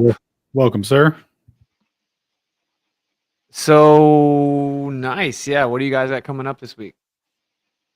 Well, let's see here. We got Monday will be game night for Ether Cosmology. We'll be playing code names again, but this time it'll have flat Earth clues instead of randomized, assorted things. Then Tuesday, Man of Stone will be doing a double feature presentation. I'm not sure on the subject, so it'll be Mystery Meet Tuesday over at Ether Cos. And then Wednesday and Thursday will be TikTok nights. Wednesday will be raids. Thursday will be a follow-up sesh to go over what happened during the raid sesh. And Friday, of course, will be a community night and/or Flat Earth Fridays, depending on the return of the boys, or I'm sorry, the androids, return of the androids, and that's all we have coming up for this week. Yep. Nice. Zach, what about yourself? I will be over at Iron Rail Media. You can find us at freeworld.fm Monday, Wednesday, and Friday morning. And then Thursday, we'll be doing GLOBEBUSTERS Tech this week. Sorry about last Thursday. There was a couple birthdays and people couldn't make it, so we just scratched it. But yeah, we're that invisibility shield. We're still going to do it on that one. Really neat. Found some cool videos on it. They're really not that hard to make now. The technology is pretty simple. It's a really cool little trick too. I mean, it's not like you're looking through a piece of glass, so to say. It's like you're looking through something that has almost like a Fresnel lens, but not circular, almost linear, and it just looks kind of weird. But if you stand in the center of it, say it's 4 feet wide and 3 feet tall, and it's just sitting there on the ground, and there's like a fence behind it, right? And you see all the fence posts. Well, if you stand in the right spot and you get close enough to the shield, you disappear and it looks just like it did before you went and walked behind it. It's really, really neat technology. But yeah, that's what we're going to be covering this Thursday. And I'm going to look into seeing how much it would be to make one. I think it'd be cool just to have one.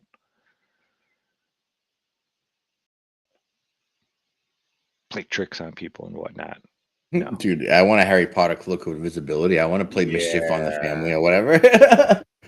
Mess with the dog, dude. Mess with the cat. But yeah, that's where you can find me this week. What about you, Austin? What you got coming up, man? On the 5th, I'm going to speak at the Hillsborough County meeting on fluoride. So that is like 3-minute little speech, should get recorded. That should be cool. Nice. Doing quite a bit of content this week. I pushed back the full comeback until this week, but that'll start tomorrow. I've kind of enjoyed stepping away, not gonna lie, but yeah, we're covering a lot of topics, so it should be interesting. I'm gonna announce a thing with the human trafficking situation and kind of like a POA with that, with all the children being trafficked over the border and stuff. We have a plan of action for that. That's pretty exciting. And the whole fluoride thing. So I'm supposed to be interviewed for a documentary speaking in Hillsborough County, and then I go to do an in-person Debateacon in New Jersey. I fly the 15th, there the 16th, come back the 17th, and speak again at another county meeting at the 18th. And the Surgeon General of Florida will be there. That's also about fluoride, so that's pretty cool. And I'm gonna bring back up my free speech challenge to the unconstitutional law about free speech zones. So that will be revealed in the coming days. And yeah, I'm trying. I think I'll bring back middle ground this week. I mean, I'm still going to talk about flat Earth and stuff, but I am going to talk about other things, do other things. So that is where we are. So basically, just stay tuned and see. And I would say I'll start being really active on X this week, and probably pretty consistently once I come back. So you want to kind of keep up with stuff there, and I'm going to make a Telegram discussion channel. So those are kind of the two day-to-day places, I think. But yeah, that's it. Nice, brother.